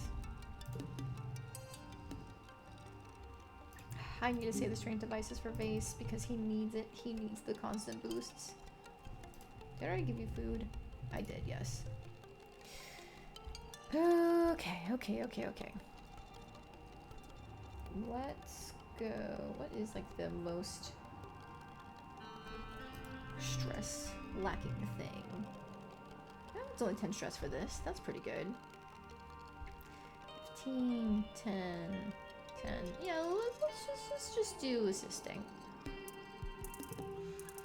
Though most people have made great efforts to find common ground, unrest between the Strato and Helio factions is common. The colony is founded with peaceful egalitarian goals, and the soldiers and scientists at the Heliopause represent everything your parents and the Vertumna group were trying to escape on Earth. This fundamental cultural shock can be difficult to navigate, even for those with cooperation in their hearts. And then there are those who do not wish to cooperate. And since Barge is in command while you're on shift, not waiting for an audience before she starts barking at Lum. Governor Lum, she snaps, tell your soldiers that they are not, and will never be, welcome in my lab. Lum blinks. Soldiers? Do you mean the researchers? At Instance's terse nod, Lum smiles and puts his feet up on the command console. We brought Earth's finest scientists with us, Instance. Experts in their fields, every one of them. I thought you'd be grateful for the help. As assistants, not as lab heads. You can't just come in here and instate. I can, actually. Lum says, spreading his hands innocently like it's not his problem. Look at this place, Instance. Your weird hip experiment failed. If it weren't for us, you'd be burying each other right now. Everyone has to work together. Just then, the aforementioned researchers catch up to Instance and all start talking over each other, demanding that the governor order Instance to stop treating them like interns and start promoting Helios to lead positions. Instance starts yelling back. Command becomes a chaos of scientists screaming and waving their arms in consternation at each other. I'm gonna side with Instance! Fuck all y'all! Instance is right to protect the colony from presumptuous eggheads with Earth's poisonous ideas in their head. The researchers want to help. They can do as they're told. You add your voice to Din, though probably only Lum hears you. He frowns. Lum tells you to ignore them and get back to work. Ew. Listen while you file reports. You can practically write these reports back to Earth with your eyes closed, or in this case, with your ears open. You half-heartedly type out reports and continue to listen in. Do you think I'm going to just hand over classified colony intelligence to a bunch of space cops? Instance spits. The researchers all clamor to deny their relationship to the Heliopause military. Don't you pretend like you don't want to send me back to Earth in chains. She snaps right back. That's why you're here, isn't it? You don't care about Vertumna. You care about recovering your master's stolen property.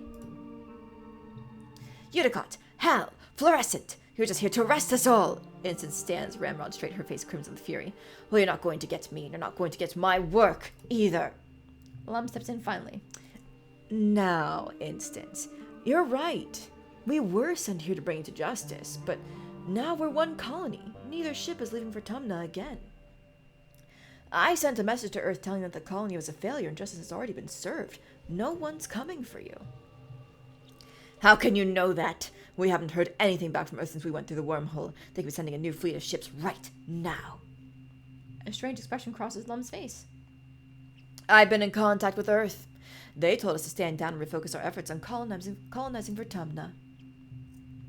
The room once again erupts into chaos. You try to get back to work. These reports to Earth that you thought were just busy work may be more important than you realized. Oh, good morning! Hello, Sui! How did you sleep?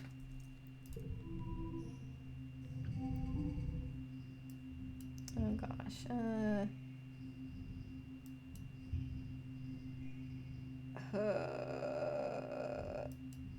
I can put you here, and then you in here, so that becomes a straight. And a 3. First 10-hour sleep of the year, you're shooked. What have you been doing that you didn't sleep like that before? That's a pretty good hand. +1 to social yellow cards, +2 bonus to straights. That's a straight.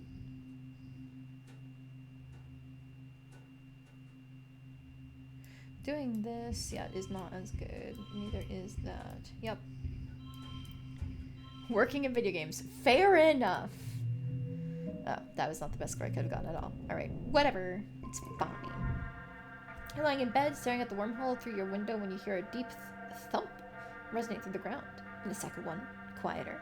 The woven roof of your room quivers, as you can see the breath of fine glowing dust to sift through the air. Through your open window, you hear voices sounding the alarm. The annual offensive is here, leading the charge are two massive faceless. Oh, I forgot to put my combat stuff on. It's fine, right? Join the fray. Grab a plasma rifle and report to the front, where a line of soldiers taking up arms is waiting for orders. The colony prepares to defend itself against the two building-scale faceless, as well as a teeming swarm of smaller xenos that seethe towards you.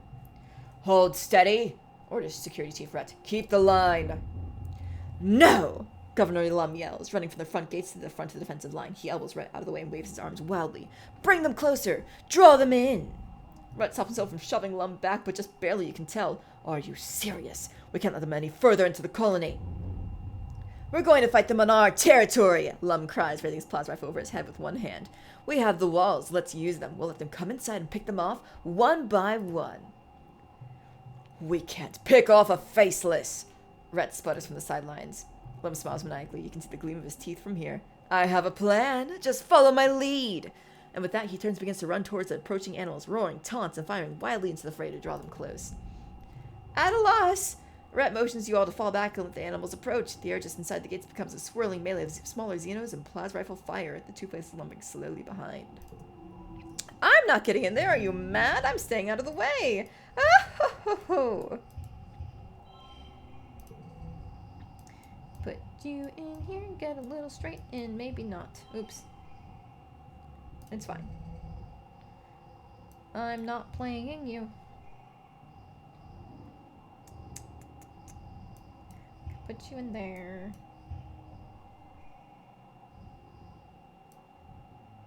This is kind of a fucked hand, huh? It's exactly on! I don't want to play you.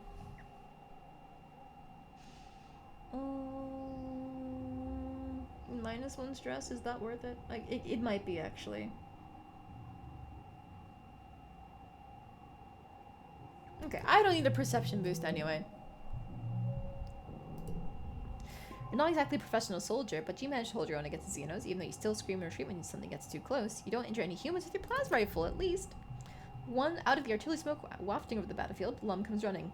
Here they come! Here they come! He shouts joyfully, plowing through the gates, with the two faces galloping behind him. Without a doubt idiotic and horrendously dangerous, you can't help it. You hit record on your holopalm and film this human chaos. Catch a glimpse of Chief Rhett putting his hand over his face and sighing. A squad of helo soldiers take up the charge and help shepherd the faceless into the open area in the middle of the colony. You have horrible flashbacks the first time you saw a faceless inside these walls. With looks on the face of the other shadows, you're not the only one. Then you're all thrown to the ground by a tremendous explosion. Fire engulfs the center square, roasting the two faces into an inferno that blasts the sweat from your pores. Rocks and chunks of dirt patter all around you with the occasional thunk of burning mushwood. These soldiers nearest the blaze all recoil in surprise. Clearly no one but Lum knew the square had been rigged with explosives. You don't think anyone was caught in the blast, but it was close. Lum stands before the blaze, laughing and firing at the two tortured faces as they roast to death. You raise your holopalm to capture the image, his silhouette dark against the column of flame and smoke. It was ridiculously dangerous and stupid, but it does look pretty cool in your recorded footage. People filter out of their hiding places, shielding their faces from the heat coming off the bonfire in the middle of the square. On the horizon, the first watery rays of quiet sunrise are struggling to make a dent in the hot orange glare. The colony's fire suppression system is turned on the square, revealing the charred corpses of the two faceless. Utopia walks by with the reclamation team, hauling an industrial plascard on a hoverlift.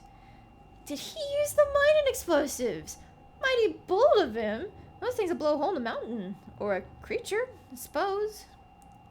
Wish you could have saved him from mining. That must have been the last one. We sure can't make anymore. Then she and her crew out of earshot as they picked their way down the blast crater to carve up the faces for recycling. Fortunately, the colony was well defended. You and the other colonists have been fortifying the defenses, putting security above all else. Tonight's defense was still a resounding, if messy, success. But if Utopia's right, you don't have any more of those explosives now. You can't just nanoprint unstable molecules like that. What are you going to do during the next attack? We'd lived another year, lads. Oh, ho, ho. Oh my gosh, everybody's gonna be adults now. Yes. The beautiful Mars returns. God, she's gorgeous. I love her. Oh, and we have a new perk. 1 kudos plus 1 kudos every time we receive kudos. Oh, that's nice. You're looking for Mars, so you just follow the sound of arguing until you track her down outside the bridge. I can't believe how short-sighted you're all being. Do you think we just take this planet by force by killing everything that threatens us? It's like you've never thought about anything other than your own ego for 1 second in your stupid life. Who do you think you are? You'd all be dead in the ground if it weren't for me and my soldiers. We're the only thing standing between this colony and destruction. That's the problem. You only care about defense and not growth. She gestures wildly all around her. This place is a backwater. There's nothing here worth protecting. You start thinking about economic and social policies that encourage growth and creativity, or all we're ever going to do is scrape by a miserable existence on a stupid fungus rock. What do you think you're doing? We can't grow until the enemy is defeated. There will be time for all of your... He waves his hand at Mars' extravagant outfit. Nice jewelry and fancy clothing when our work is done. He crosses his arms, looking smug. Think you can just walk in here and tell me what to do, little girl? You don't know the first thing about what it's like to run a colony. You just play pretend.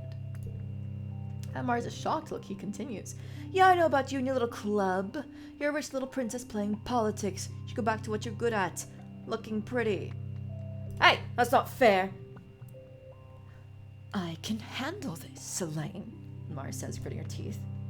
At least I'm doing politics, not just jerking off my buddies about killing things. Mars spits. If every eye in the room wasn't on her before, it sure is now. While Lem is sputtering, Mars tosses her hair over her shoulder and smirks. See, it's not so nice when other people do it, is it? Mudslinging politics is so old Earth. But don't worry, I don't take your lack of class personally. Get out! Lum roars. And Mars turns on her heel and leaves command, grabbing you on the way out. Queen! Go off, Queen! Oh, she's beautiful and she's a goddess. Girl, boss it up. She's great. Hi, Cal. Right. Food for you. I can't wait to overthrow him. In theory, I could put myself in charge, but honestly, at this point, I might just put Mars in charge.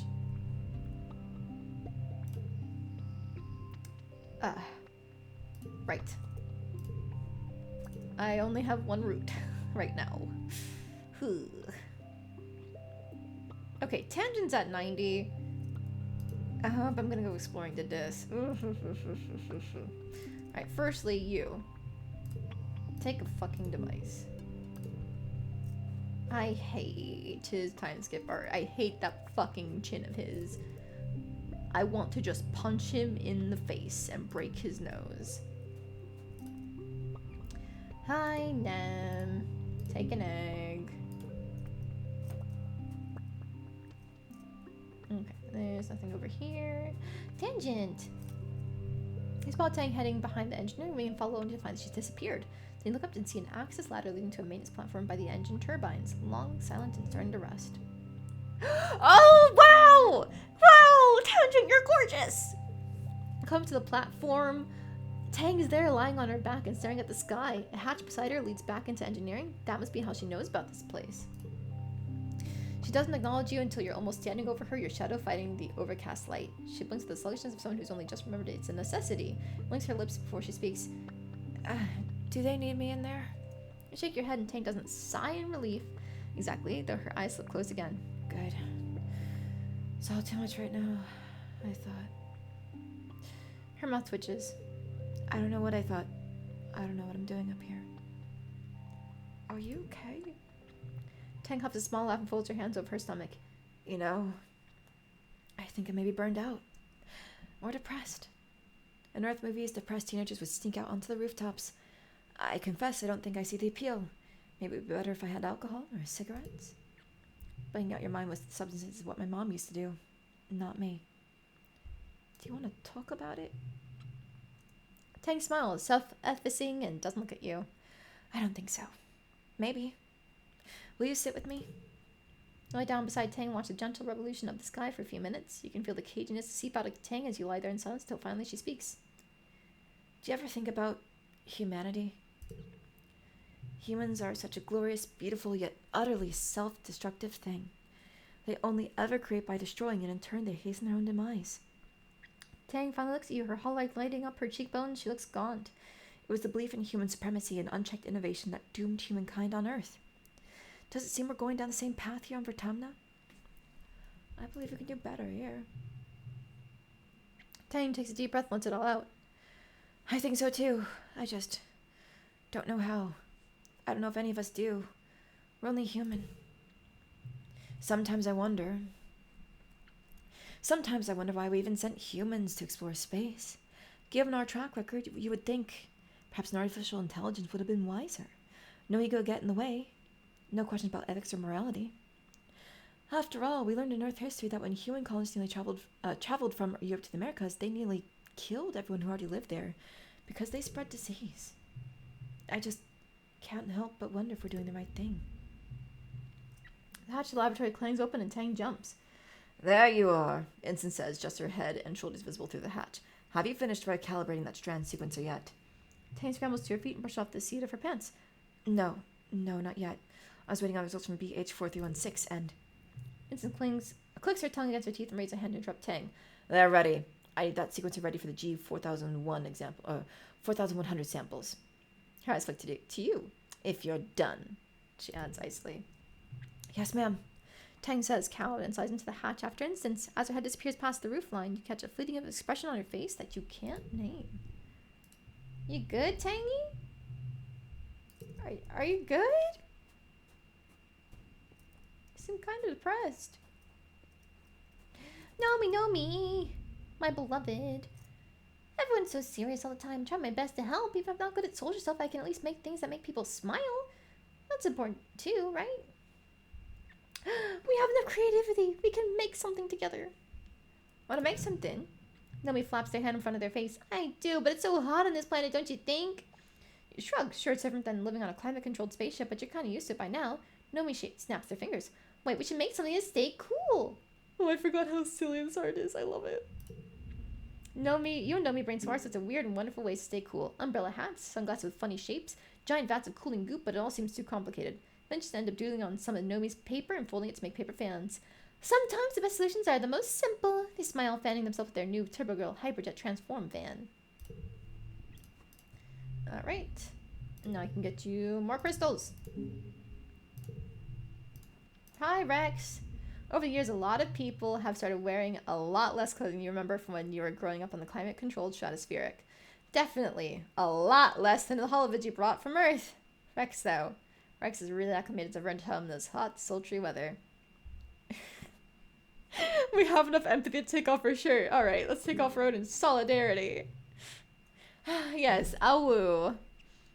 Heck yeah, Rex says, flashing a double thumbs up. You free yourself from your shirt. Good to know I'm not the only one suffering out here. We're not all like the superhuman never sweats Cal. He laughs and runs his hands over his bare stomach. Sometimes you gotta relax and let it all hang out.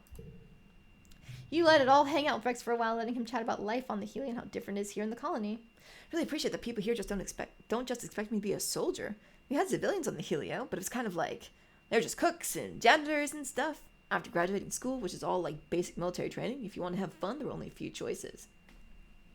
You must have found ways to have fun. Rex smells a little softer than usual.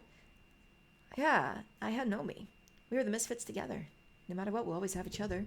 Oh, that's sweet. Oh, take a stick. You spot Rex carrying supplies and a big piece of wood into the construction site at the end of the lounge, the future home of his bar. He waves at you as much as he can wave, as he can do with his arms full of mushwood. Hey, Leselaine. Things are going great in here thanks to you. It'll be done in no time.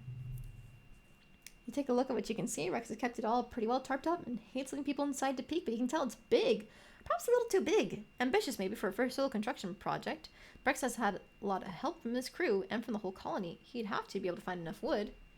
It's ready to be finished now. You've seen this bar in your dreams. Rex was so proud of it, and it was perfect and huge, but it didn't have to be. The joy people had from going there wasn't from how opulent it was from being able to relax with their friends. Remember joking with Rex about how people would have loved it even if it was just a few planks and a keg of beer. Thing is, you remember other things too. It hurts when you try to remember specifics from your dream, but you have a feeling that maybe Rex doesn't have enough time to finish the darn thing. It feels like something bad's going to happen.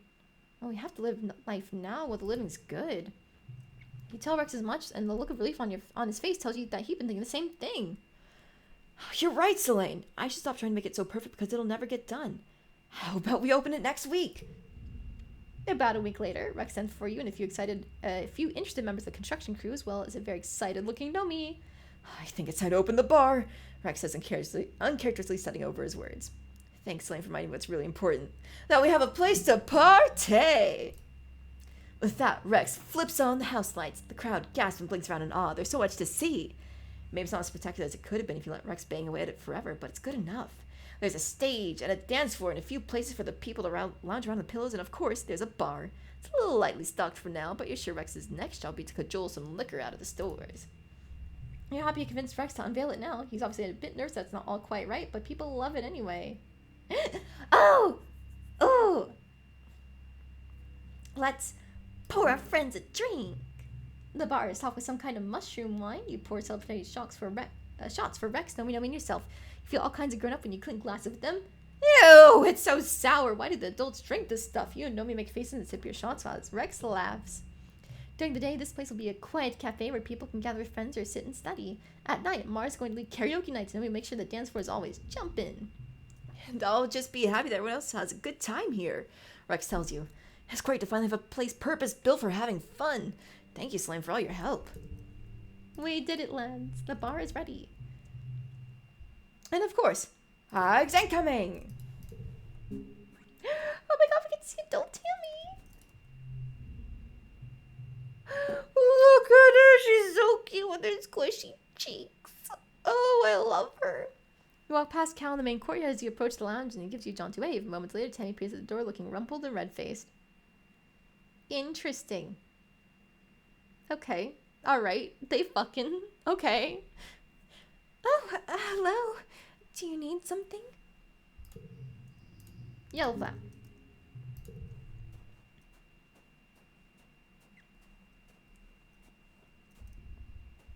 Yeah, fucking Jesus. Alright, well... I forgot to give Cal a cake, but it's fine, because we're gonna go exploring and foraging in the plains. Not foraging in the plains, foraging in the valley, right? Let me take a look here. What are our goals for this year? We've already got the bar, so we can unlock work in the cafe soon. We need to get anemone and vase up as high as we can. And we gotta hunt in the swamps. 17 Q2. We get combat and vase.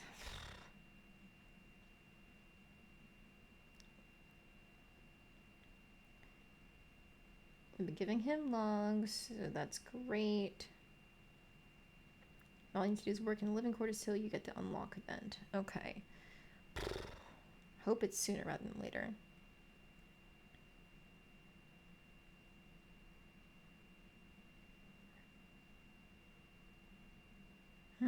I could use the way strategy that I've been saving for Vase, and that'll get him caught up to, not caught up, but closer to where Rex and Nomi are.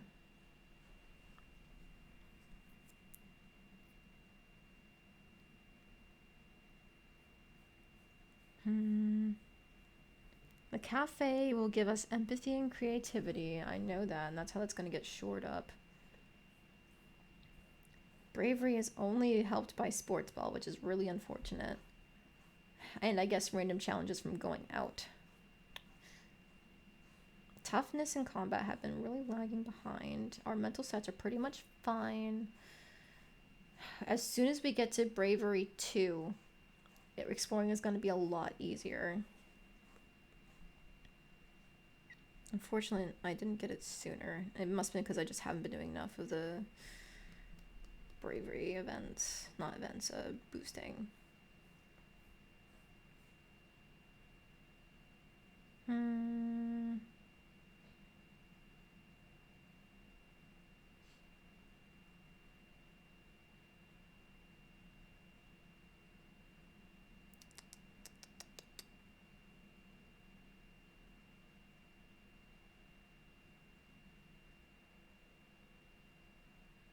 I think I am. I was considering swapping from doing the foraging events to going nearby because I think those give me more stress down. But I think there are more foraging events that reduce stress. So that's probably the better one to pick. And we also get stress -5 if we're going to the birthday party that's going to be thrown for us. Okay. All right. That's pretty fine.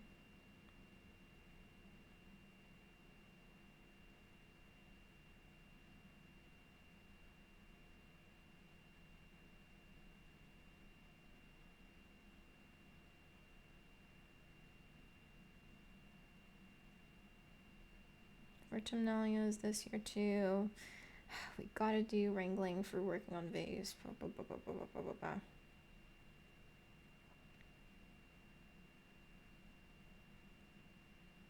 Okay. Foraging in the valley also gives us a bunch of eggs for Nem too, because we're starting to run low. So that's a good pick. That's a good pick. Alright. We're good. Foraging. Gimme. Okay, I don't need these. Really only Cal eats them, god damn it. I'll take the flowers though. Thank you. Okay, time to reload everything. Variable feast. Okay, reloading.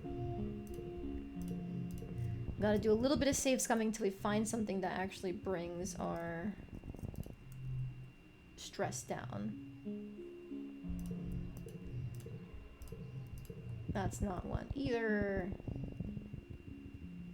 Hey, Sim's back! He took enough time to regenerate.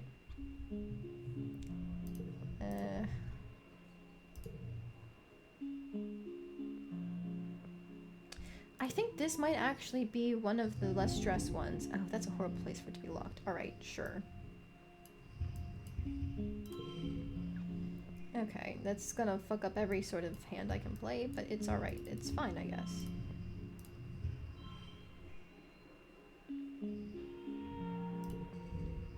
Our cards are high enough that we can just breeze past it anyway, which is kind of nice.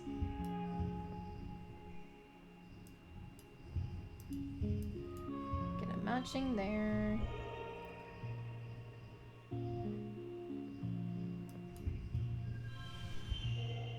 Okay, that is honestly good enough, I think. Because we don't have any other gem cards out. We'll take the super goal. Ooh, it's a potato minefield. Underground, the recent rain has flowed the young melons to bursting. You better watch where you step. You end up knee-deep in potato juice. The good news is they're tasty. Enjoy a break. Most of the potato aren't ripe yet, but you find a good one and tap into its membranous rind. Inside, its juice is sweet and cool. You relax here for a while, sipping fresh potato juice and spitting out the seeds. Delicious. Perfect. Ooh. An absolutely enormous tree forms part of the path here. Its roots cut natural stairs into the path, and its magnificent canopy of large flat leaves completely blocks out the sky. The arc overhead almost to the ground on the other side. Walking under it is like going through a tunnel. In the tunnel, dark and gloomy, unseasonably cool and filled with whispering of leaves. You get the sense that something is aware of your presence. Could climb up it, which would be fun.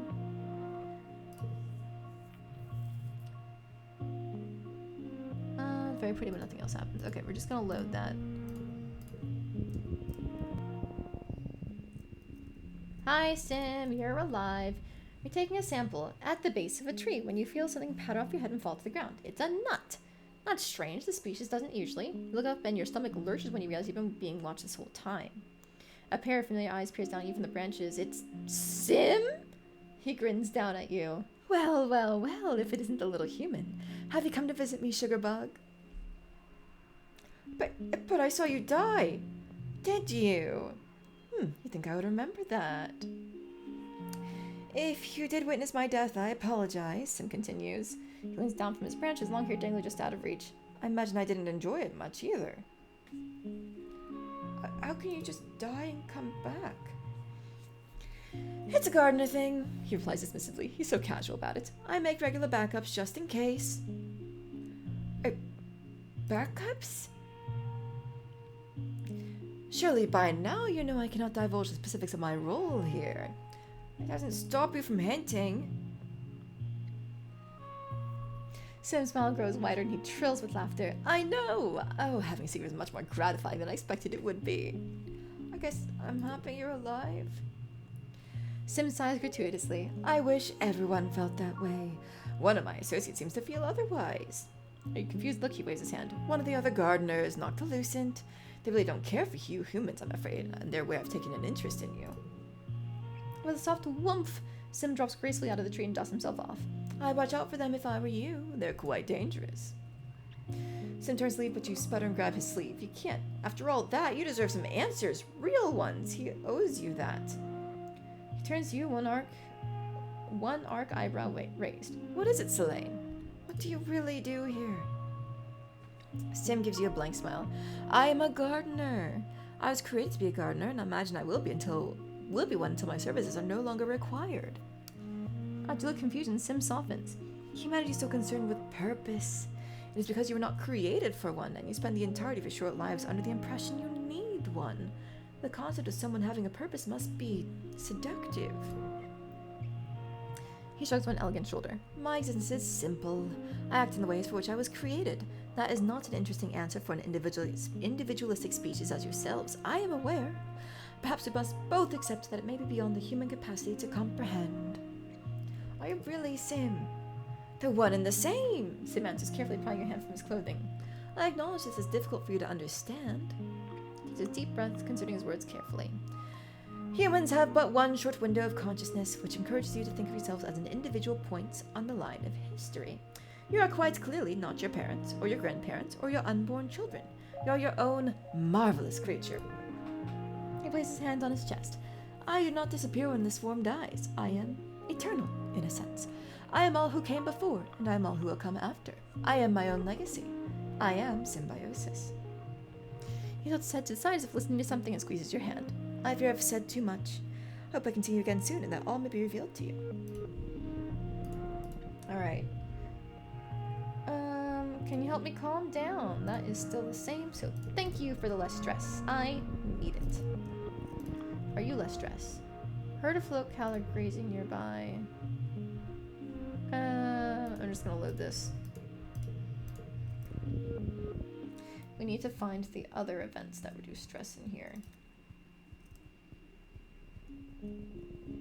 Hello, are you one of the freaky ones? Screw this, I'll find another route. That was a bunch of the baby ones. Oh, the eggs. Oh, it's in a rage that it sniffed my pet.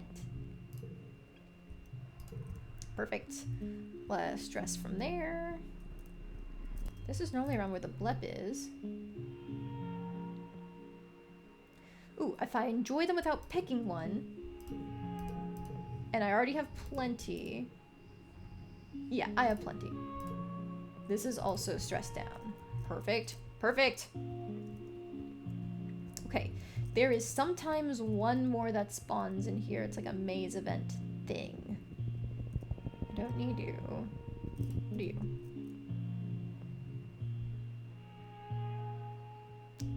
Find another way around for now.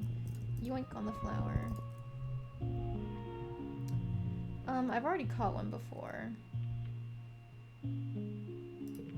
Ignore it. Oh, hang on. I am loading that. I am not wasting my stress. Okay, and then... Wait, are there 2 egg events?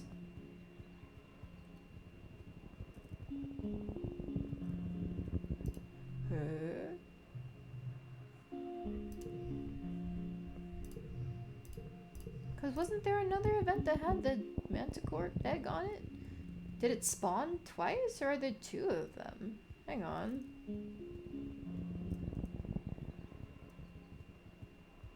Or did I just forget that I was there already? Oh god. Oh, I must have just forgotten I was there already. Oops. That's my bad. Nobody doubt my memory. It's fine, I swear.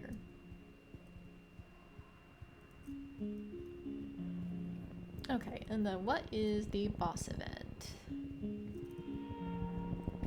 And we can go home and see if that... Ooh, grab these. Getting accustomed to navigating the thick, choking pollen in the Valley of Vertigo. Once you learned how to decipher the path in the fog, it's almost as if the valley was designed on purpose. Blanketed edge to edge with edible food just ready for the picking. find. Practically stumble upon a massive egg. It's at least as large as your head and heavy. Whenever laid this, you don't want to be around when it comes back. You meet up with Utopia, who congratulates you on your find. I could look for more. And that would be nice, because I'm almost out of these. Let's look for more.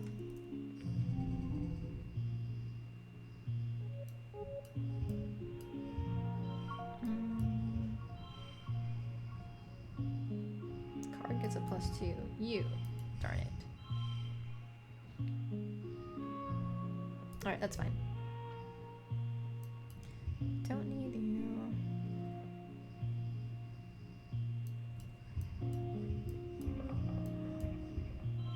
Nice. Okay, that's good. And then... yeah, it's gonna be 6 and 8 either way. 4, 3... it's the same thing either way there. Alternatively, if I wanted to match them up, 33, 34. Is it better to have... okay, it's 34 that way.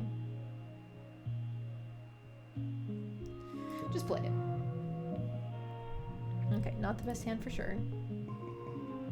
Stick around a little longer, hauling basket loads back to base camp. I could have just gone home from that. Let's reload that and go home to save us on the stress. Find an egg and we go home. Okay, that is good. We are pretty low on stress, so we have a chance of being at 0 when we go out this month to unlock going to combat here. It's your 17th birthday, but it's not just your birthday. Quiet is a time of new growth, a celebration of life and hope, not for just this year, but for humanity's presence on Vertemna for years to come. You and your friends are the symbol of that hope. Quite literally, you're the future humanity. As you're all beginning to take your place as adults in the colony, the council decided to throw a party in your honor for Tumnum Youth Ball. Mars is organizing it, of course. You get an embossed invitation on real paper slipped under your door. Party! Party! All night long! You slip into some party clothes and head over to the lounge to celebrate yourselves! And yourself, specifically. It is your birthday after all.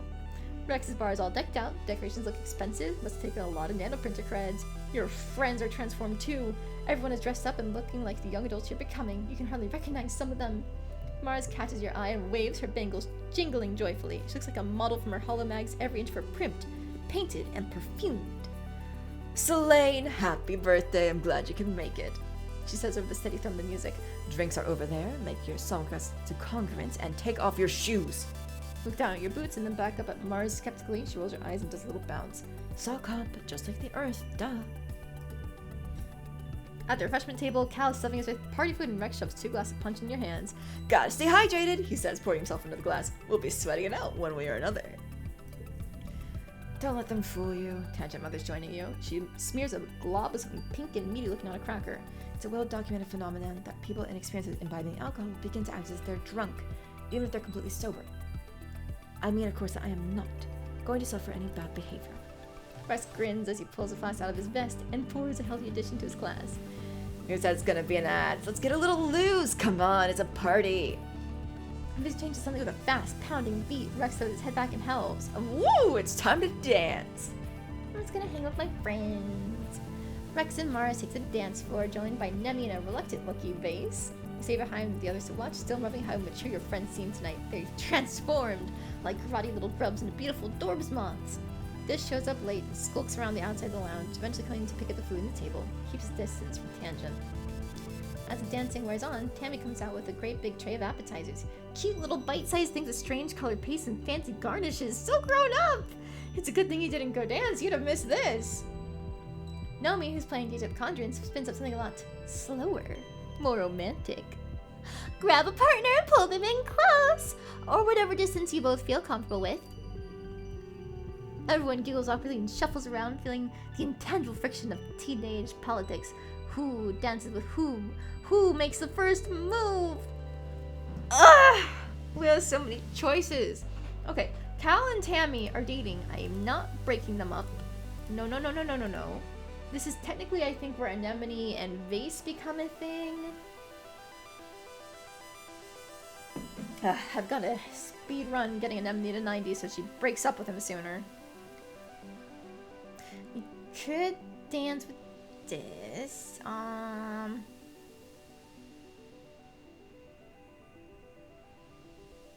Could think about Sim, or I guess I could ask Tangent, but I feel like she wouldn't appreciate it.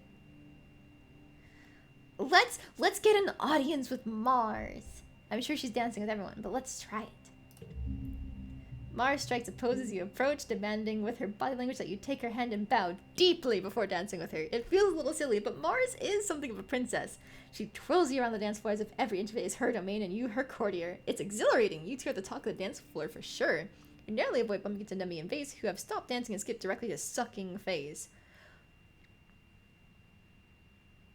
This is the second time you haven't chosen to dance your romantic partner. I don't have a partner! Tangent is my maxed out friendship person, but like, I'm not dating anyone. Hang on, where does it say? Does it say who the thing? Hang on. Hang on. Okay, it doesn't list who I'm dating, but still. Yeah, I'm not dating Tangent. See, nothing. She was just my secret admirer. Yes. In fact, I tried to kiss her and she was like, no, bye. 17 years old and sick homeless get frazzled. Creatures are no mystery to you, and your keen eyes find things other people can miss. We're gonna get Rex and Nomi together. Cal and Tammy are together. We're breaking up Anemone and Vase. I guess I could date Anemone, or Mars, or Sim, or Dis. I don't know, man. I don't know. There's not any one character in this game where it's like, wow, you're my wife. I love you forever. Or, you know, whatever phrasing I would use for that character. Like, Nomi is one of my favorites, but because I love them and I want to see them grow up healthy and strong, you know? And, like, I'm already gonna get them a partner, so that doesn't count. And same thing with Tammy. Tammy already has a partner, and she doesn't count. So, we're doing our best. We're struggle bugging. Mars rolls her eyes and tries to get a room. OMG. After the slow songs, Nomi spins Congress music library to something with a little more bounce to it. The dance floor once more floods with bodies ready to gyrate the night away. But the tunes are abruptly interrupted by Governor Lum's here speak hijacking the feed. He strides to the stage, flanked by Security Chief Rhett. Everyone on the dance floor whines in unison as having some buzzkill dolt stop the music, but Lum just raises his hands and smiles indulgently. Look at all of you, young pioneers. I look at you and I see the future. Not just of this colony, but of all humanity.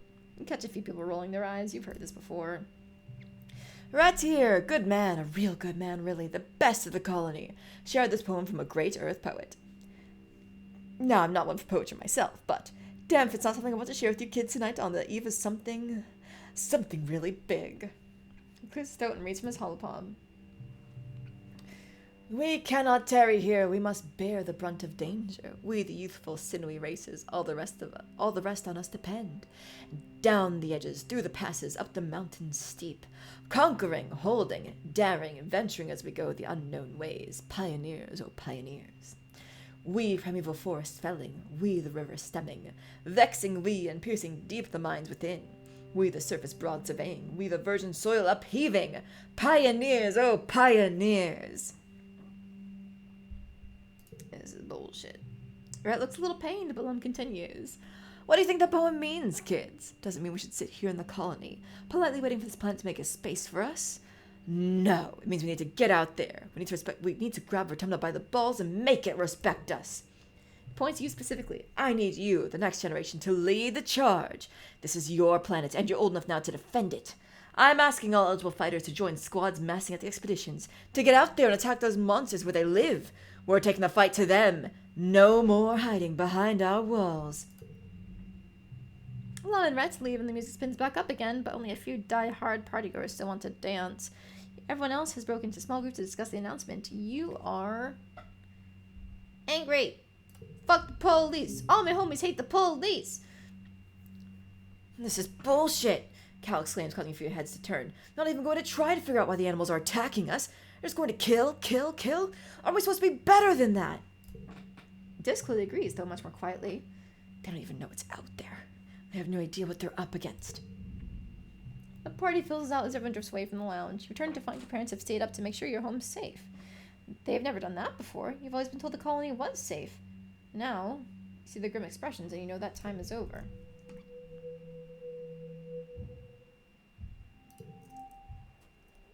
Oh, hi, Des. This is relaxing on the back of one of the expedition vehicles. Is in the hall novel. You clear your throat and he jumps but gives you an awkward but genuine smile. Hey, Selene. It's getting hard to find a place to be alone here, don't you think? I killed me out exploring, but Utopia says that we have a rest day. This closes hall novel and sighs. It's just so crowded here, and it's boring. I would be out there with Sam learning about this planet.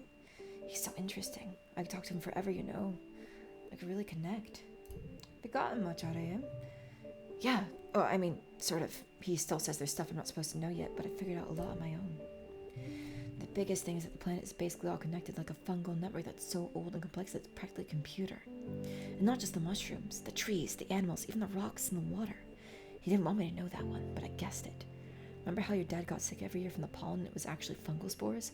I just started thinking from there, and yeah, it's like every year the planet refreshes its communication network with fresh spores. It's so cool. I know that one. Really? Well, how about the fact that Sim is really old? Like, really, really old. Like, probably thousands of years old? Sometimes he talks about stuff from ancient history like he was really there. Because he totally was. But he still acts like a kid sometimes, you know? Like, he loves holovids and candy and playing tricks. Yeah, I knew that. Oh, right. You said that you helped him get access to the holovid archive. Good job, by the way. Oh, and I've seen other gardeners. They don't look like Sim at all. Look like, well, they look scary. Oh, no way. Okay, one more. The gardeners don't have clothes. Sim was naked when I met him. I had to bring him clothes from the colony. Are you blushing? No, it was really embarrassing, okay? He was naked. I didn't know where to look. What about you? What has he told you? Well, Sam's house seems alive. Well, duh, anyone who sees him knows that. It, like, moves, right? I thought I was imagining it, but it's kind of like how plants move to face the sunlight. Sim can't die.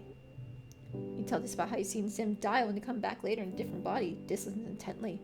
That explains so much. He told me that he's not afraid of death like me, but that's so cool. I want to be able to do that. Oh, that's all I know. I wish we could tell people about Sim. I feel like if people knew him like we do, they'd realize that what we're doing here is wrong. But I'm scared that if I tell someone, Sim will never talk to me again. He says we're not ready.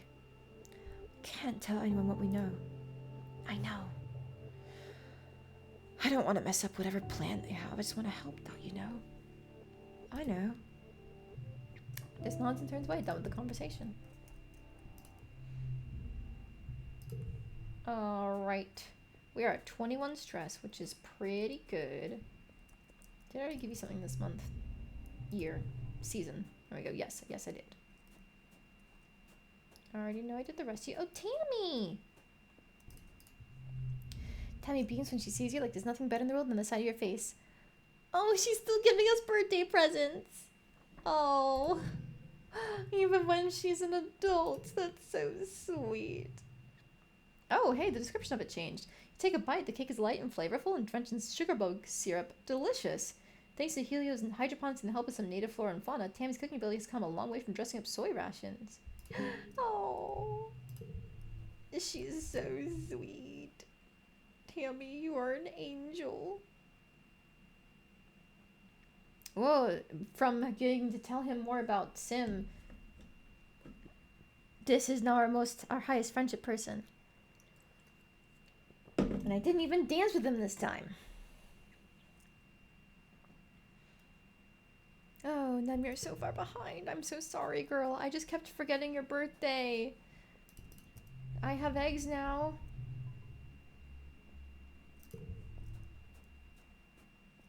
Okay. We are going to... I haven't checked my gear in a while. What am I wearing? +5 to challenges. Yeah, that's good. Okay. I'm gonna go out to survey the plains now. which is important because that's where we get a bunch of roots and crystals and stuff. Oh, Utopia. Your reports expeditions tend to find not just Utopia, but Security Chief Rat and Base as well. I just can't spare any more of my people. We've already pulled almost all the forges, and we're already run skint crews in the ridges as it is. There's one person you can spare. I replies, turning to face you. Hello, Selene. I'd like to transfer Dawn to one of my hunting parties. Utopia tells me you're one of our best explorers. We could use someone like you. I need someone who can keep up with this one. Why do we need to kill them? Because they're killing us, Selene. Keep up. It's the classic struggle between humanity and nature. Nature's not all flowers and rainbows. On Earth, everything and everyone was just trying to kill each other. For survival, for food, hell, even for fun. Can't wait to bag a real trophy, Xeno. The first 10-point buck on Vertumna. Sounds good to me. Good. I'm glad to hear that. But first I need to make sure you know the basics. Vase, bring out the Vricky. Vase goes over to a tent and brings back the Vricky on a long chain that's brightly and bright-eyed, and some might even say cute, and comes up nearly to your waist. Vase looks proud of his duty as monster bearer. I caught this one myself. I'm adding it to the training to do, so don't kill it, but feel free to give it a few pokes. Then tell me what its weaknesses, strengths, how would you defeat it in a fight. Alright, I'm gonna attack it for the combat boost, but I don't want to hurt you. I'm sorry, baby. Little baby. Oh, freaky. Okay, I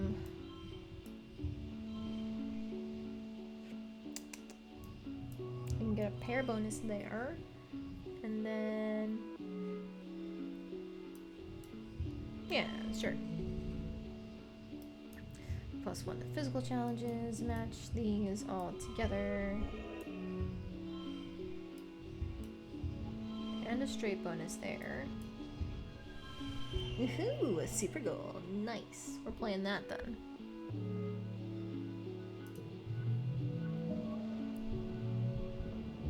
Nice. +3 combat. You think of the times you play wrestle with your own pet bright eyes. This freaky is bigger and much angrier, so you'll have to be careful. You feint left and move right and grab the creature's chain, yanking it hard. When Vicky stumbles, you dive behind it and pull a loop of chain around its neck. That's enough. Well done, Selene. This is what we're looking for. Come join the hunting squad next month and we'll see how you do in the swamps. Alright. Time to go grab, hopefully, as many roots as we can. They usually spawn here. Nomi! Meet up with Dis and Nomi. Utopia has assigned the two of them to study a specific plant, blobgrass. The sticky, gelatinous fronds are almost totally transparent, especially dangerous when they form rafts over water, like this particular patch. Dis and Nomi are perched on top of the rocks by the shoreline, bonding with their love. Love is exploring. They're non-matched. Dis is shy and withdrawn, and Nomi is very not. As you approach, you hear Dis giggling over Nomi's impression of Chief Administrator Seek. Nomi's eyes go wide when they see you, and they lose their footing on the slippery rocks. Hey, ah! They exclaim, falling knee-deep into a knee-deep, gloopy puddle of blobgrass. The stuff is so sticky, it floats like rafts of goo under the shallow water, trapping animals underneath it. Nomi's too big to be in danger, but they're still stuck. Oh, I gotta try to help. Nomi inevitably pulls you in, and you get all goopy too. It's a big, sticky mess. You're actually a little embarrassed by this clumsy rescue attempt, but Nomi's not. Come on in, Dis! The water's fine! Dis declines their generous invitation, grimacing as Nomi flecks him with goopy water as you both flounder to shore. Nomi just laughs and brushes themselves off. Not that it helps, they're totally soaked. I don't get it. How do you do that? Just be weird and mess things up and not feel like you want to crawl in a hole and die from embarrassment. Now Nomi blushes. I guess I don't always know when I should be embarrassed. I mean, I already know I'm stupid and uncoordinated and bad at, basically everything. I don't know. I guess it doesn't bother me if other people think that too. They can't make fun of me for something that's just true, right? Nomi, no! You're stupid. Nomi, my little baby. Talk about yourself better, my beloved. Dis stares at Nomi for a few seconds. I never thought about it like that. He takes a cloth out of his backpack. Here. For your face. You're all goopy. Nomi giggles and they share a moment of intense eye contact as Dis gently wants some water from Nomi's face. Stay politely quiet. The moment passes as quickly as it started, both Dis and Nomi awkwardly shuffling apart and getting back to their readings. Oh, hello? Hello? He's making a friend that's not me?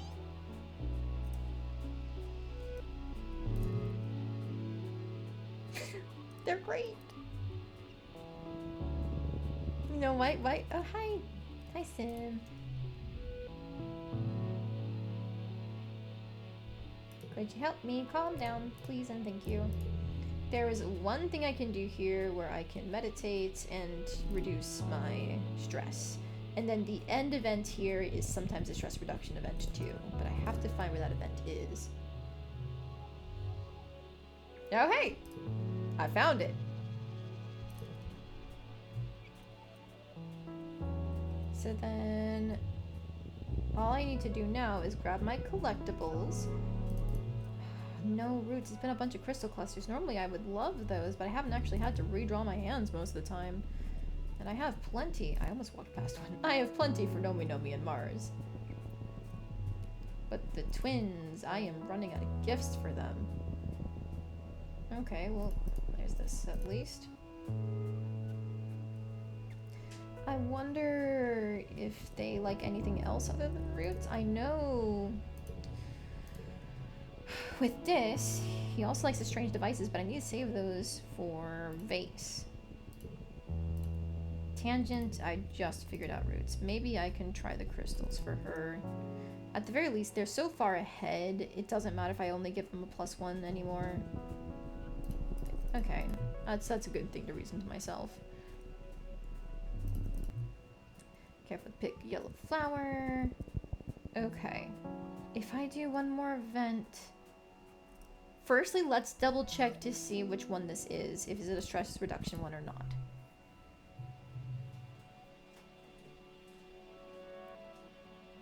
I think this one is one of them if I just enjoy the sunset. Let me double check, because if it is, then I can do one event to try and get myself a stat boost of something, and then I can go out to the swamps at 0 stress. I can't believe I actually managed it. Just enjoy that sunset. Yeah, that is a stress -30. Okay. We're gonna reload. And now we'll find a nice event to take advantage of our heroic status. I would like something with either toughness or combat. That is the hope. Go around. Help? Hope. So I need to go back up this way. Oh, I just realized we don't have long hair. I'm so used to having long hair on our sprite, but we don't actually have it.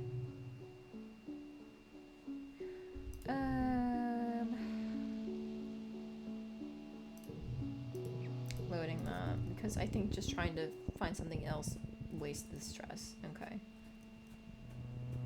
Can I fight you? Nope. What if I just leave? Okay. What about down here? Getting closer, something tall. It's the big thing. That's it. Okay, I load. I don't need to be saved by Sim again. Can I fight you?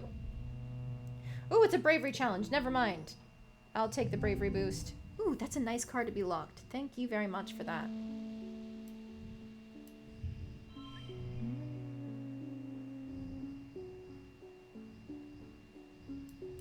I'll just put you here, I guess.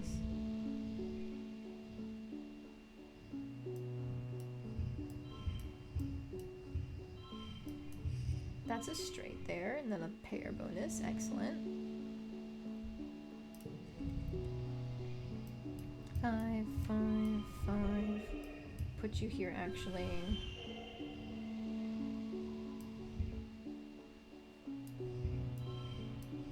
Ah, I can't get it perfect. Okay. 5 of a kind. Let's go.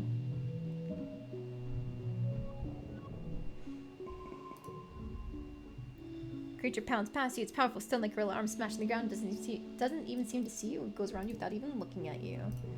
Okay, now I can go up to the stress reduction event, and we will end at 30 if we go home. And we are going home because we need to go to the swamps. And we'll do as many events as we can to boost our relationship with Vase, because this is the way to power level with him. And we also need to make sure we're not running into the Noctilucent event. Okay. Just enjoy that sunset. Perfect! Stress 0! I can't believe I actually managed to pull that off. Oh, you're browsing the colony bulletin board on your holopalm over breakfast when you notice a new post from Nomi. It seems to be a short story. Casinos to the rescue. Ooh boy. You open the story and read through it. I actually think you and Nomi did okay. Sure, the premise of Talking Mentors is a little shaky. Nomi doesn't really spend enough time establishing the characters' motivations, but it's still an entertaining read. We'll scroll through the comments. They're mostly supportive, if a little lukewarm, except for one. I want to punch him in the face! Right where that piercing is so it breaks his whole fucking nose! God, that was bad enough when he was a snotty teenager, and now that he's a grown-ass young adult, it's like, oh, it's even worse to see him typing shit like that. I'm gonna punch him in the face until he dies. Bitch. Hi, Cal. Oh, look around for Cal when you overhear him just around the other side of the geoponic stone. For the last time, leave me alone! You get closer and find Cal facing down Rhett and Vase. They've cornered him, their body language calm and relaxed, while Cal's so angry he's almost shaking. Cal, please listen to us. We're not here to conscript you. I can't force you to join the army. All I'm saying is that I need good, loyal, strong young men like you out there in the front lines. You're a good boy, Cal. I admire your passion for peace and dedication to fighting for it. That's why I'm here, asking you to help me protect the colony. Protect the colony? That's such a lie! You're not protecting anything. You're just slaughtering defenseless animals in their homes. It's disgusting. Hey, show some respect. For who? Psychopaths like you? Vase roars looks like he's about to take a swing, but Rhett holds him back with one raised hand. Vase slinks back to Rhett's side, glowering at Cal. I can tell you need a bit more time. I just wanted you to know that my door is always open if... Are they bothering you, Cal? Your mom comes up behind you, her presence smothering the encounter like a blanket over a fire. I need you inside. My people are too busy filling your soldiers' bellies to listen to your war stories, Rhett. Don't worry, it gets plenty of war stories from me. Rhett backs off. You're right, Lulu. I've taken up too much of young Cal's time. It's like he's about to lip off again, but Rhett speaks before he can. All I ask is that you keep it in the back of your mind, Cal. When you come around, I'll be happy to talk about your options. With that, they leave. Vase gives you a scathing look as they pass. Cal sits down heavily on the sack of fertilizer he must have been carrying before Vase and Rhett cornered them. This isn't even the first time. They're really dead set on getting me to join the hunting parties. I told them I don't want to kill anything, and Rhett was like, it's okay, you can just tell us how to kill them. Like it's any better. I wish they would leave you alone. Me too. They have a real messed up idea of what it means to serve the colony. Like, who do they think grows their food? Ghosts? Man, this whole war is light speed stupid. Luminous people come crashing in here and think they run the place because they have bombs and guns. And nobody stops to think, like, maybe, where are the actually invasive species here? I need to live in harmony with nature.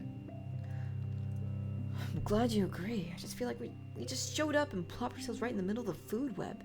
We didn't even think for a second about the chaos that would cause in the ecosystem. We owe it to this planet to do our best to try and understand. Maybe the answer is out there.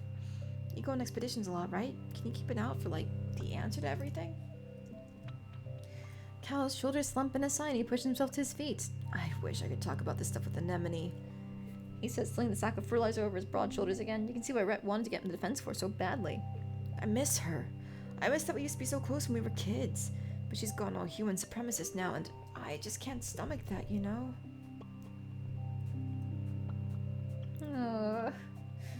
Apparently, if you break up Tammy and Cal, then it's possible to have Vase and Nem break up, and then have Nem and Cal actually start dating each other. I don't know how, but I've read that it's possible. In any case, we are gonna go right back out there to the swamps.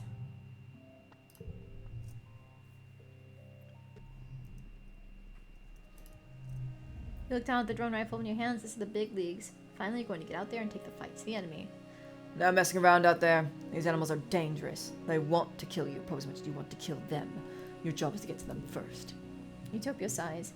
And by no messing around, he means don't you go taking risks, she says. As head of expedition, she's technically in charge of you in the field, though Rhett's the one who molded you for this. There'll always be animals out there, but you're a lot harder to replace. You take down anything edible, tag it for reclamation so we can bring it back to the colony. Vase is practically humming with excitement beside you. Rhett pairs you up to head out together and Vase sighs. I don't need a buddy. No offense, Elaine, but you only hold me back. Rhett shakes his head. You two are a good match. I want you to watch each other's backs out there. Stay within transceiver range of each other at all times. You might not always be able to reach the colony or utopia, but you'll have each other. Never engage the enemy alone. I'll make a great team, right, Vase? Rhett smiles and claps you both on the shoulder. Good. Teamwork is a key word here. Teamwork. Go to high five Vase and he stares at you like you're a hover snake. Eventually his shoulders drop and he raises his hand. You finish the high five. Rhett takes off on his glider and Vase turns to you. You better keep up with me. We might be stuck together, but that doesn't mean I need your help. I'm gonna get all the kills and all the kudos, so just let me do all the work and stay out of my way. Subaqueous swamps are especially dangerous. Something in the air makes the beasts here all kinds of fickle. Could be the storms, but normally docile creatures are a mite more aggressive. Be perfectly straight with you, there's some darn scary things out there in the swamps. I don't much love that we're sending you kids out into a literal war zone. I've been to the swamps before all this war business, and it's a beautiful place, even if it's real spooky. It hurts my heart to see soldiers tromping all over it. But I know teenagers can be just capable as adults when it comes to surveying and hunting. Got faster reflexes and stronger stamina than a lot of these old codgers. Just try not to take any stupid risks out there, okay? Promise you're honorary auntie? You're not my aunt. I don't need a coward telling me what I'm capable of. Ugh. I can't believe I have to play nice with this asshole! It's okay. It's okay. It's all for the sake of getting Rex the apology he deserves. That's why I'm doing this. It's for him. I still fucking hate you, Vase. Alright. Vase has been tracking Unisaur young one, not yet adept at hiding its tracks. When you corner it, it seems confused. It blinks at you curiously. When Vase moves its hand to his gun, it opens its horrible maw and roars at you, and the horrible furnace of its empty belly visible as it peels its face back. Suddenly distance is there between you and the Unisaur. Not this one. Get out of my way, or things are gonna get ugly. 80. 80, Jesus Christ. I'd like to see you try, you dick-brained posable action figure. Dis retorts, raising his fist like he's ready to fight Vase, drone rifle and all. Jump between them! What are you doing? You're supposed to be my partner. Why are you protecting this stupid animal? It's not stupid. It's supposed to live here, not us. You can't just kill for doing what it's supposed to do. He shoots the Unisaur back into the forest and runs off himself in a different direction. Vase tracks with his rifle, but you grab his arm and stop him from doing something very stupid. Great! The whole point is to make friends with him. I've already lost friendship. We're so great at this. This is the one we're being stalked. Alright, yeah, it's pretty unusual behavior for a normally skittish creature. Attack it! Smack it in the face for the combat boost. Just put you here.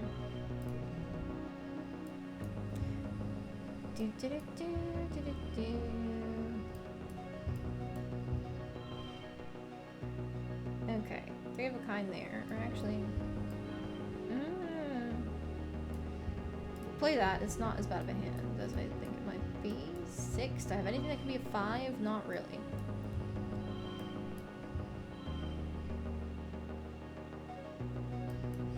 If I make this a different straight. Haha!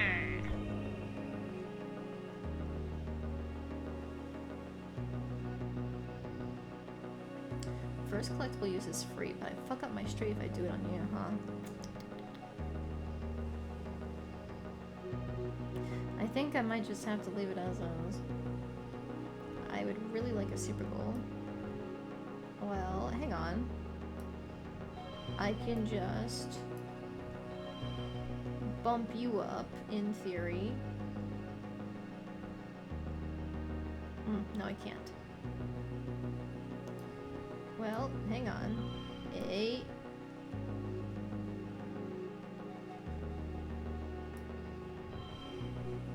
It's a 44 there. What if I... 46? Nope. Now I bumped you up so that this tray is kind of broken, huh? Alright, what if I just... 48. Go! Go! Alright, we got the super goal. If we just throw enough items at it, we win, right? Doesn't even defend itself. Bizarre. You invade kill it and it dies like any other perfectly ordinary Unisaur. Too bad the meat is toxic to humans. Ah, yes, then we're being spied on from there. Okay, yep. If I could find something that would boost bravery, that would be fantastic. Because I'm so close. Ooh. Worst thing about hunting in a bog is, well, the bog. You're up to your knees in sticky, clinging mud, sucking at your boots. When you try to move, you're stuck. Poke at it with a stick, then lose the stick. How deep does this go? Let's build a bridge. Find some branches that seem light enough and strap them together using tall grasses, making a kind of raft. You drop it into the muck where it sits without sinking. Then you make a second raft, walk to the end of the first and drop it down. Then you pick up the first raft, walk to the second and drop it down. Continuing this way with your two rafts, you and base are able to cross without even getting wet. It takes forever, but it works. Hell yeah, that's the first time we've had enough engineering for that. There's a different variety of bush bulb here in the swamps. Slimy, smooth-featured, and gloopy like the rest of the foliage. Even just as slow but suspiciously intelligent as their dry biome cousins. Come across one of their little shrines and find their well-worn paths in loamy soil. While inspecting the shrine, you hear a blurbling, groaning noise, and Vase smacks the butt of his rifle to get your attention. Barreling down on you from different directions on the path are two goop-face bush bulb sentries calling out to each other that have been lying in wait. They attack! Okay, just put you there. Right, you get kept. Okay. 9, 7. That's a little bit of a straight there, so I might as well.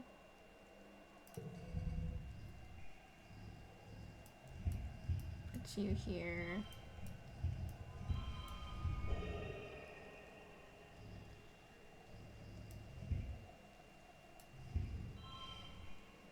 That's a higher one.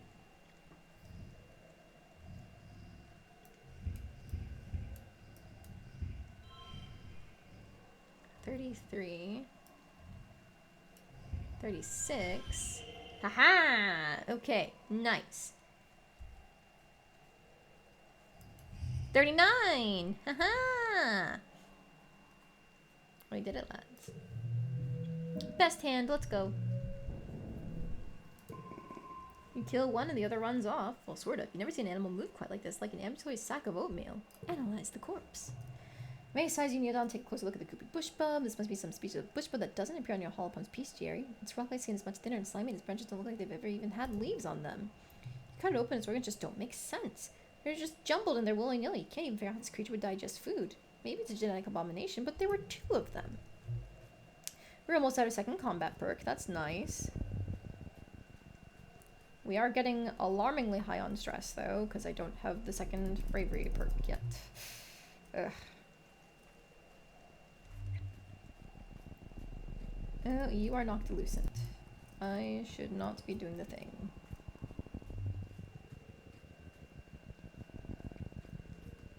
Yoink. For the roots. I'm glad something spawned here for the roots. And more eggs for Nem, too. Perfect.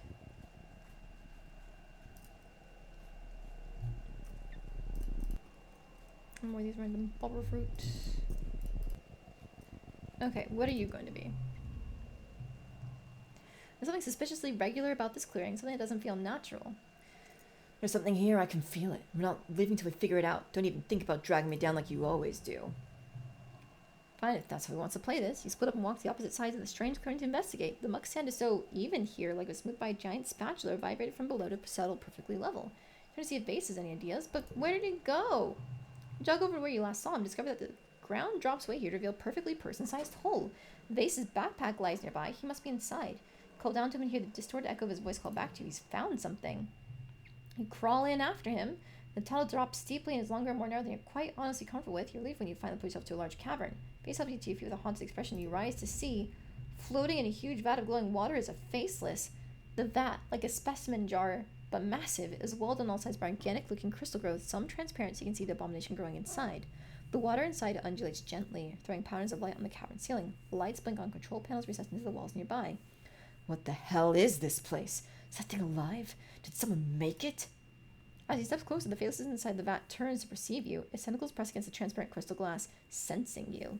You watch as his tentacles stick to the glass, flexing, undulating, extending, his great body distancing itself from the glass until, oh no. Crack. The faceless slams itself against the inside of the vat, and you hear an ominous cracking noise. You and Vase stand frozen in horror, with your only way out being a slow crawl through the belly of the soil behind you. You're trapped. Crack. Crack. Water spurts out from the crack. First one jet, and then 2 more, and then 5. Then the whole enclosure buckles and splinters all at once. You and Vase are pelted with crystal shrapnel, and unceremoniously knocked to the ground by a literal wall of water. You slam into the cavern wall and black out for just a few seconds, coming back to find yourself still sputtering and flailing as the water quickly drains away into the grates in the floor. The whole room shakes with an ear-splitting roar. The Faceless is loose. Selene, get up and run! You blink, trying to force your vision to resolve. Vase stands in front of you, his rifle drawn, and beyond the face is the Faceless. Its gargantuan form can barely fit in the cavern. Its fleshy tentacles press up against the ceiling. Its tree trunk legs are stuffed awkwardly underneath it, like a poorly made stuffed animal. Its entire body looks saggy, runny almost, like it wasn't entirely done baking in there. It roars again, flecking it both with spittle and bat fluids. Vase stretches it towards the hole. Go on, I'll hold it off. You struggle to your feet, the movement making your head pulse and a swell of nausea rise in your stomach. You must have cracked yourself real good against that wall. I say get out of my way, Selene. This one's mine. This hole is right behind you, and Vase seems determined to throw himself at something really heroic. You could take the chances to flee, or... I'm going to fight by your side. Shake off your injuries and stand beside Vase, who shoots you a grim smile and a short, soldier-like nod of approval. I'm glad you have my back. Let's do this thing. Oh, what a blessed hand. Oh, goodness. Excellent. We love to see it. 6, 4, 4.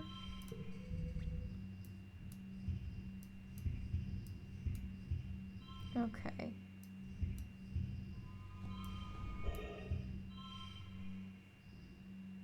Now if I instead put you here, 40.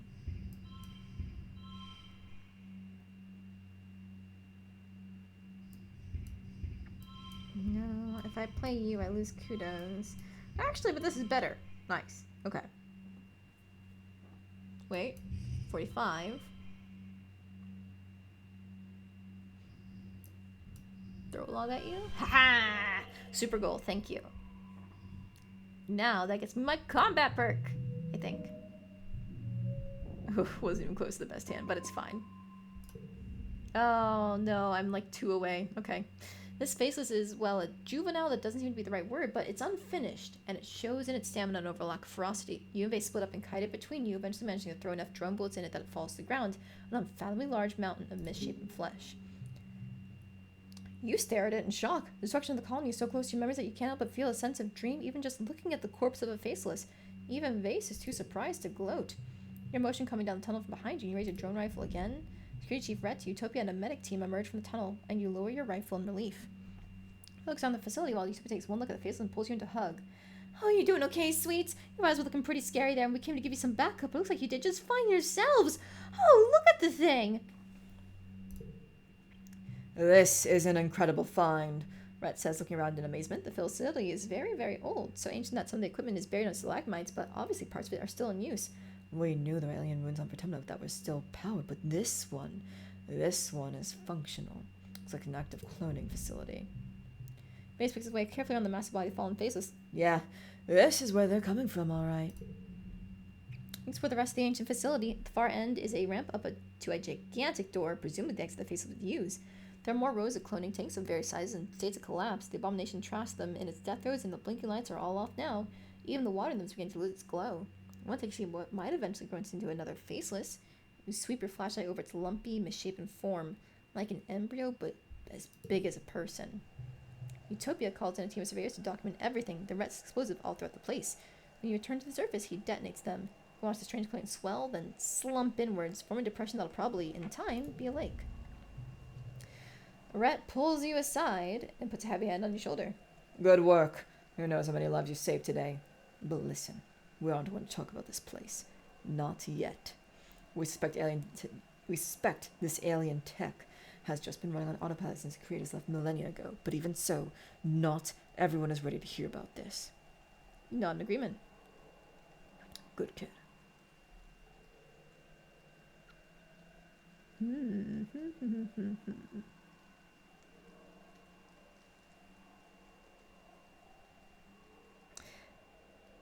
How much should I...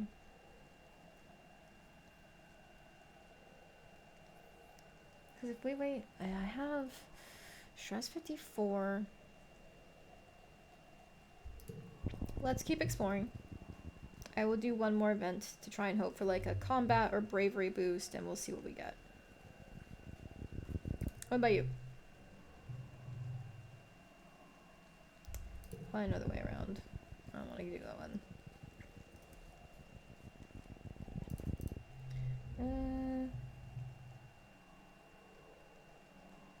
Balneal sitting in the middle of a shallow bog. But they're peaceful. Talk it out right. This is the combat thing I was looking for.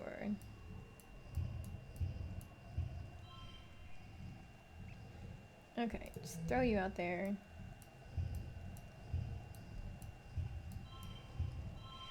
That's a straight. Perfect. Oof. Got gimped on this hand.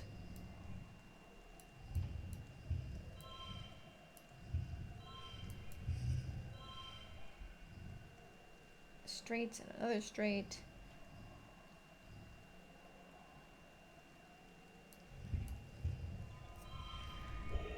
Okay, that makes us pass. 38.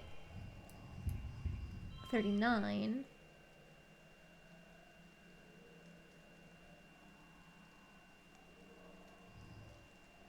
If I throw a bobber fruit on you, 43. 42. 44. 46. 48. Okay, thank you.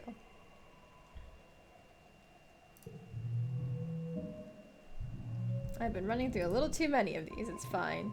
Oh, that's still not enough, god damn it. We've no trouble dispatching the slow, peaceful creature grown sinks into the bog. Dead. They're inedible, but their skin could potentially be used as building material, and their blubber could maybe be burned as a fuel source. But it'd be incredibly gross to harvest, plus it's all stuck in the mud. Do you try?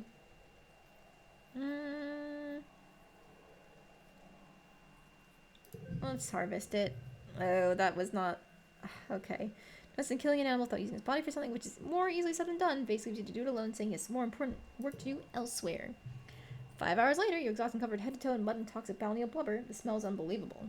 Load it into a hover sled and drag it back to the colony. Utopia's disgusted by the revolting bounty, but gives you some kudos for the work. Maybe the construction crew will have something to do with 10 yards of balneal skin.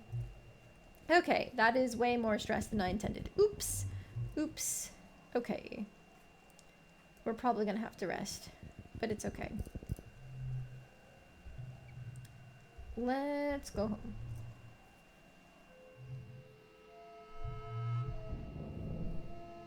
Okay, now we got our next combat perk. Early pollen.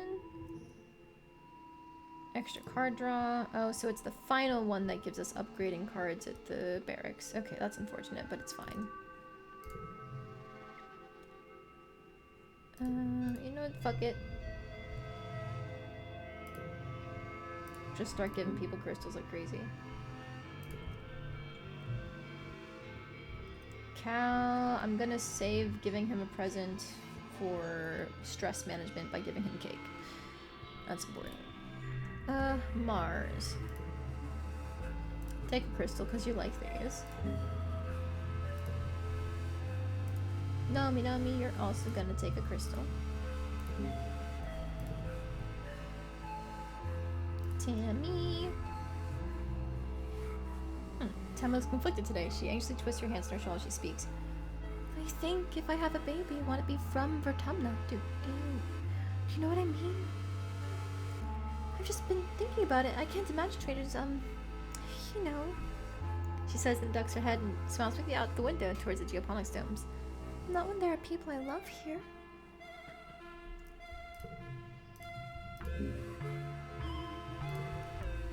Go.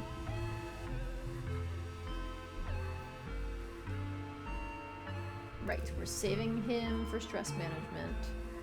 Ooh. We bumped into the tangent after routine checkup in medbay. Selene, could you wait a moment? I'm almost done. Let's walk out together. Dr. Ensis gives you a curious look as Tang hurries to catch up with you, but goes back to her work. You wonder if Tang needs something from you or just wants to hang out?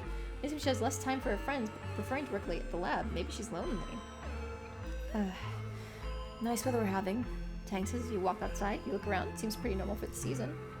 She clears her throat. So different here than it was in space. Growing up in the spaceship was so clean and tidy. Here I'm constantly sweeping pollen or dust spores, what have you, off everything. There was a mushroom growing in the corner of the bathroom the other day. I kind of like it, honestly. Yuck. You can have it. You walk for a few more minutes. Tang clearly has something on her mind, so you let her sit with it until she finally seals herself. I'm not very good at this sort of thing. So you know I've been working on a big project with the chief engineer? Yeah. It's been going really well. I think we're finally over the last hurdle now. Governor Lum says it's going to change everything here in the colony for the better. Tang seems more at ease than you've seen her in years. Truly, I couldn't have done it without you. Tang says a slight smile over her usual expression on his face. I know I can be a hard person to be around, but I appreciate everything you've done for me, and ultimately, for the colony, and all of humanity. What's really going on with you? It's nothing. I just think it's nice to take a moment to recognize when someone has helped you. I'm trying to do it more. If the last decade has taught me anything, it's that you don't want to wait until it's too late. Happy to help a friend. Tang nods, shoves her hands in the pockets of her lab coat, apparently having exhausted her capacity for heartfelt conversation. What do you mean?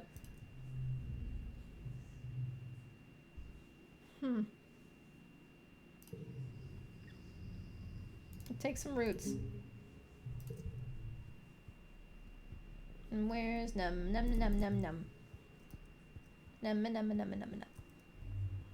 There she is. Take an egg. Woohoo. You catch up with Nemi between her drills when she looks over your shoulder and frowns. Oh, Newton's bloody apple. She's here again. You turn at the other end of the garrison, you can see a small crowd of young soldiers forming around Chief Steward Antecedent. She's handing out lunch tiffins and doling out hugs to anyone who comes within melee range, which is quite a few of them. You've noticed just from hanging around the garrison that even some of the transplanted Helio soldiers have started calling her Auntie. This must be why. She comes by every couple of days, like we're still kids in the creche, playing in her skirts. It's so disruptive. Eventually, the crowd around Antecedent thins, and she makes it over to you and Nemi. She greets you with a warm hug. She smells nice, like flour and yeast. Hello, Selene. Have you eaten? Not yet, Auntie.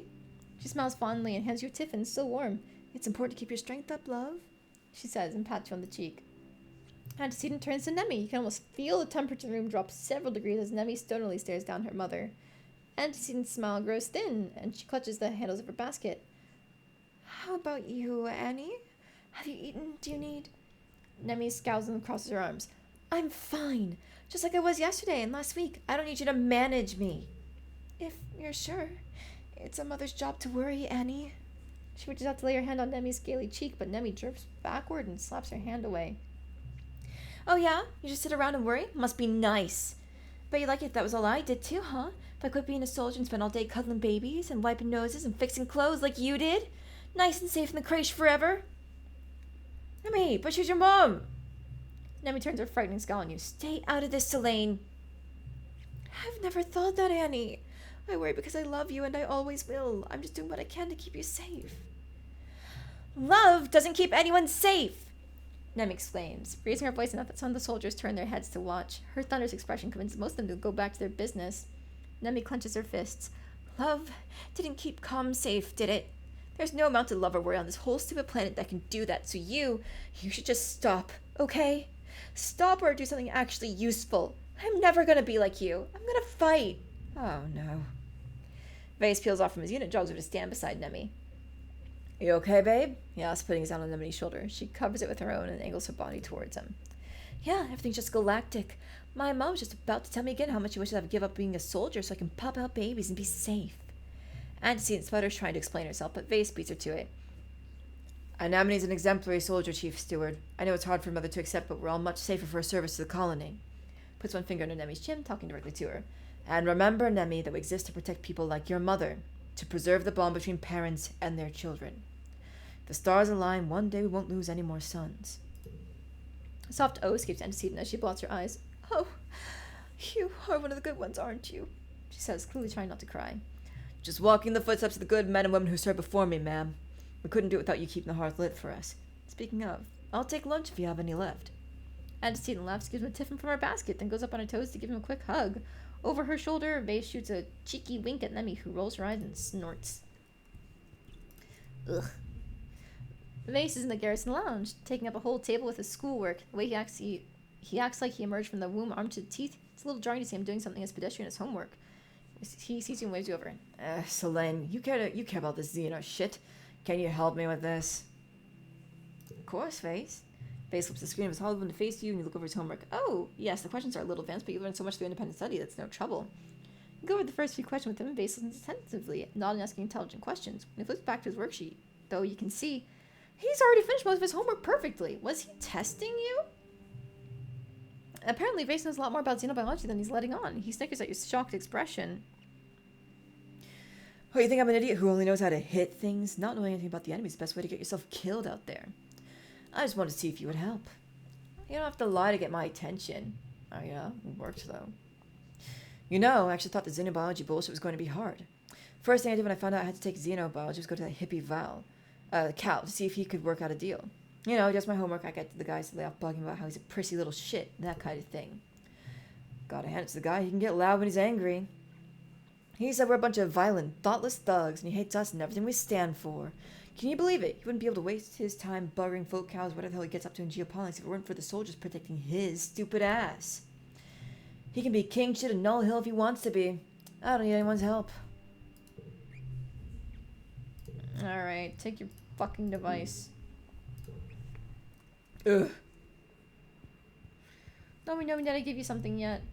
I did. Perfect. Alright, so we gotta do something here for the sake of trying to unlock the cafe. Oh. It's really just the photo phoner then, huh?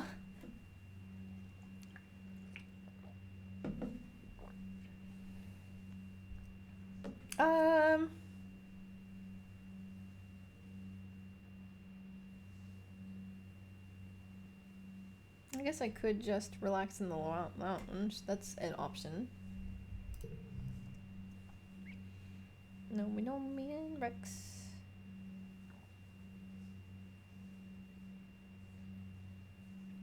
Oh man, everybody's so high up there except for like Anemone and Tammy. And then these guys need work. Rex's new bar and dance floor are very popular. During the day, the bar serves up hot lip tea and other fortified concoctions, and at night, Rex slings mulled cider, squeeger mead, berry gin, and mushroom wine. It's a real testament to humanity's fascination with getting absolutely twisted. I guess I could just relax now. But why do it when I'm not at max? Relaxing after hours when Aunt Anne pops her head into the lounge. The kitchen is looking for someone to help with part-time cooking duties. Someone young, someone responsible, someone organized. Someone who might have too much free time on their hands. I'll volunteer. She bustles over to you. You'll be perfect, Selene. She says, hugging you, then loudly to the other in the room she declares, I'm glad somebody around here is responsible enough to put in their share of work. Everyone else ignores her, shifting awkwardly. No one wants to disappoint their auntie. Aunt Anne just to the nearby cafeteria until she come by next week so she can show you the ropes. Alright, 8. Ooh. 5.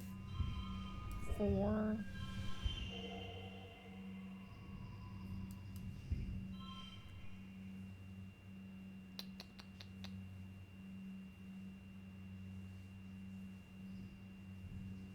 That is a super goal. First, let's see. 49 is better, technically.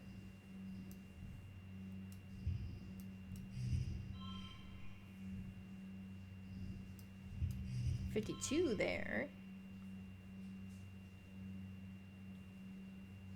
Okay, I think that is the best this is going to get. Ah, I was 3 off. Okay. Oh well, it's fine. Inching closer to bravery. Maybe I should just do some sports ball. While I still have the chance. is here, right? 2 bravery, 1 toughness. Let's go. Oh, hey, welcome back, Em. Are you out of work? Sportsball pitch hasn't been the same since Calm died. Rhett's the coach now, but he doesn't care as much as Calm did. He's more concerned with getting sportsball players to sign up for the defense force. He showed up for practice and spot Base and Rex on the pitch, standing with a healthy distance between the two of them. Base is surrounded by a group of friends, and Rex is bobbing sportsball on his head in jest. Nemi's here as well. She's wearing Calm's old sportsball jersey. Rhett picked her as captain for one team. You picked the other. Who do you pick for your team? Rex! In a heartbeat. Popularity doesn't matter in sportsball, you think. Rex pops up onto his arm and saunters over, ignoring the venomous look Base gives him. Nemi chooses Base right away. Are you working? I'm still alive. Yes! Yes, I am! I go until 7 on Saturdays. I'm not going late today. Because I started at 3. Let's sportsball.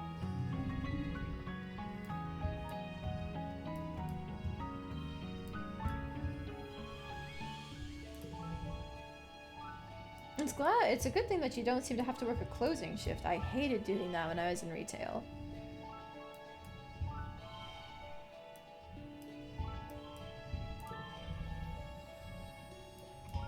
Although I guess the thing that was actually bad about it was the fact that you were there until like absurdly late at night. Not lately. That's good. That's good.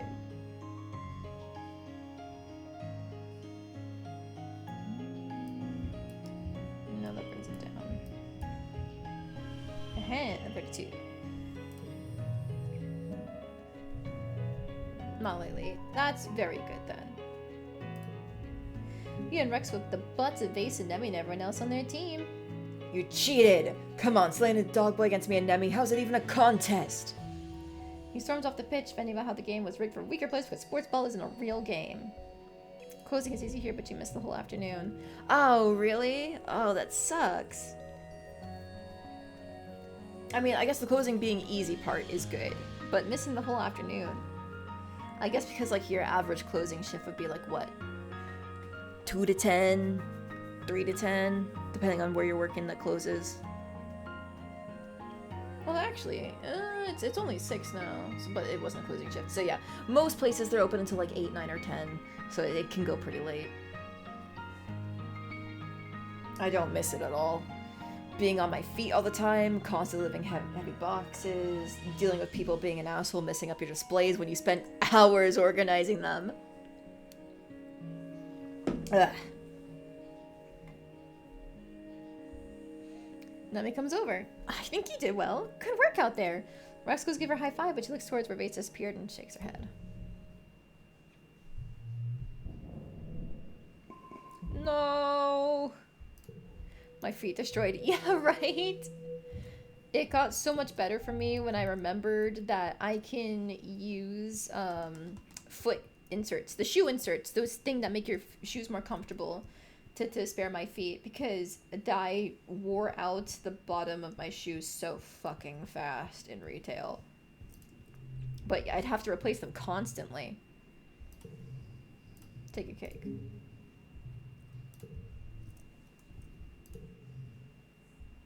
Oh, Cal event. It's hot and humid inside the geoponics bay, making your clothes stick to your skin as you look around for Cal. Eventually you see him, his back turned to you as he lifts bags of fertilizer into a wheelbarrow. Call to him as you approach, and he turns to you with a beaming smile. Selene, I was hoping I would see you today. As you open your mouth to respond, you hear a quiet crack and a hiss from nearby. Oh, bud, watch out! Cal says, stepping between you and what you realize too late is a humidity sprinkler. Cal laughs as he's blasted by a cloud of mist. For one perfect moment, he looks to have been outlined with 1,000 rainbows. Ah, dip. Cal whines, smiles, he shakes out his hair and flips it back over his shoulder. I should let you take that one, but your clothes would have gotten wet. You sense of tears, your gaze passes over his body. He's really grown into himself as a thing. Before your eyes, a drop of the water bravely winds its way from the rise of his chest and down the rippling muscle of his abdomen to where it disappears into the shirt tied around his waist. Cal tilts his head, his smile turning a little teasing. He flexes his bicep at you. Caught you looking. Dude, you're blinding me. Put a shirt on. Cal drops his arm and chuckles. Okay, I keep my pants on, bruh. Know how I never get too hot or cold? That's my genetic enhancement, right? So why even bother with clothes? They just get in the way. Besides, it makes Tammy blush. She's so cute when she does that. Spend an enjoyable afternoon helping Cal deliver bags of fertilizer to every corner of the hydroponics bay. When the job's done, he claps you on the back. Oof, he's as strong as he looks.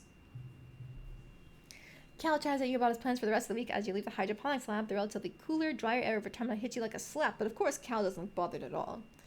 Race to the cafeteria. He teases you before taking off down the path. You yell and run after him, causing a ruckus that makes a few adults shake their heads fondly at you as you tear through the colony side by side. Sweet. Very sweet. Flower for Tammy, 'cause it's her birthday. You see Tammy slumping down the path from the depot, struggling to carry a large wooden box. The box looks to be stuffed with rolls of paper and other crafted detritus. Give her a hand! You dog over and take one side of the box. Oh, hi. Thank you. It's not heavy, just awkward, and together you carry it easily into the crate. Tammy sets the box down inside the lounge and smooths out her skirts. Goodness, there's more and more in this box every year. She reaches into the box, pulls out a floppy-headed puppet. Oh, kindness. They're always my favorite, Tammy says, stroking its long pink hair. Do you remember putting on Gratitude Day skits when we were kids? It's hard to forget. Once a year on the Stratospheric, all the adults would cook a big meal and talk about how grateful they were for things like the oxygen recycler working and babies being born. Then the kids would put on a puppet show about the beginnings of Vertumna Project. All the puppets had allegorical names like kindness or courage or curiosity. Remember, some years you could get a little creative with the details. You've heard adults talk about how there used to be a similar feast day back on Earth, but whenever you've asked about it, all they say is that the way they do it now is way better for some reason. You nod, and Tammy smiles fondly as she pulls out more puppets. Oh, here's hope. And resilience, too. Oh, that's ironic. Resilience needs a bit of love before she's ready for the stage. Tammy runs her fingers over Resilience's loose button eyes. I think Anemone was the very best Resilience. Do you remember when she and Mars both wanted to play Resilience, so they drew straws and Anemone had to play Ingenuity? Oh, she was great at breaking stuff. Oh my gosh, I thought Tangent was going to light Anemone on fire with her mind, Tammy exclaims, pressing her hands to her cheeks. She always wanted to be Ingenuity.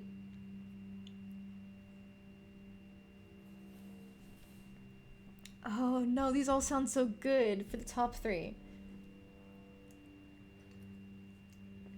This is Song About Earth and the puppet stage collapsed. What was your favorite part? Tammy's cheeks darkened. I liked working on the set and the puppets with Cal, she said, touching her fingertip to her lips. I was always too worried I would mess up my lines. Do you remember This Is Song About Earth? He never sang the same lyrics twice, Tammy says and sighs. I was so sad when he stopped wanting to take part. I wonder what happened. And when the puppet stage collapsed? Tammy gasped. And we all had to stand there and acted out like it was a play? Oh no, that was the worst. Oh, those are fun times. Tammy folds her hands over her heart and sighs. I'm so happy we still have all these old dolls. Some of the littlest kids don't even know we used to do this. I can't wait to teach them. You're so sweet. I love her. She's great. Did I already give you something tangy? I did. I know I gave Vase some stuff. Yeah. Okay. Oh, Nomi. Where you'd normally find Rex and Nomi playing together, you find only Rex. You ask him where Nomi is and he shrugs. Sorry, I don't know. They mentioned they were kind of under the weather. They're probably leveling their Legends of Avamar character. You could try messaging them on their holopalm. You thank Rex and go back to your room. Oh, this one where he gets a roleplay! Oh, I'm so sorry. Rudy, hey, welcome in. I didn't see you in the chat until now. Sorry if I missed you. You got comfortable on your bed and load up Nomi's private Legends of Avamar server. Back on Earth, there would have been thousands of people playing this game, but now it's just a brave few nerds. Just as Rex said, Nomi's logged into one of their characters and they send you a message. Just popped up. Ah, good. Okay, I didn't miss you then.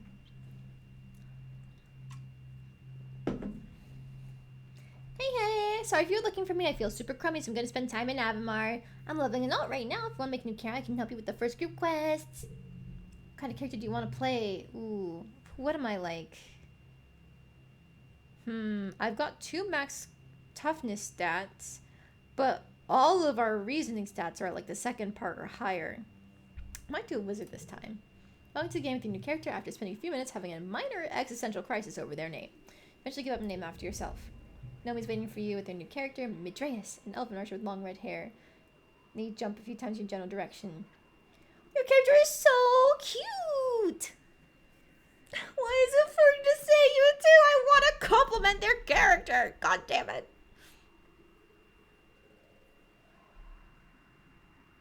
Oh well, it's not gonna hurt. It's not gonna lock me into anything. Thanks, yours too. You think so? Thank you. I love that art. It's so good. You do the first few cuts with Nomi. Their character's a little more powerful than yours, so there's lots of time to chat. Nomi keeps up a running banter about your adventures. That means that they're speaking for their character. Fear my bow, meddlesome creatures. The forest will not miss your presence. It's hard not to notice how much more serious and well-spoken Nomi seems when they're writing in character instead of speaking. You didn't know that you had it in them. Do you play along?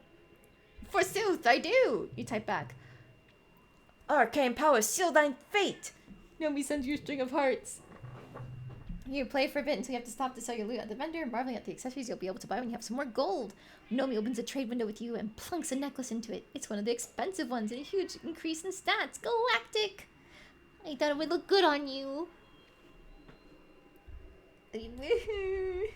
Except without saying anything, you accept the necklace and put it on your character. Nice stats!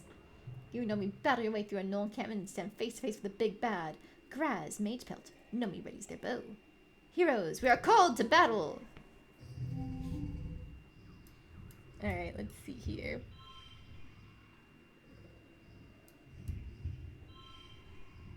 Sure, that's a good first hand. Alright,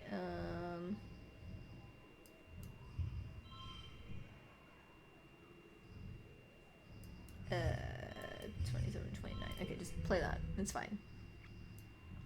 6, 5. Put you here, because you're the only mental card I'm going to be using. Actually, maybe not. 3. Wait.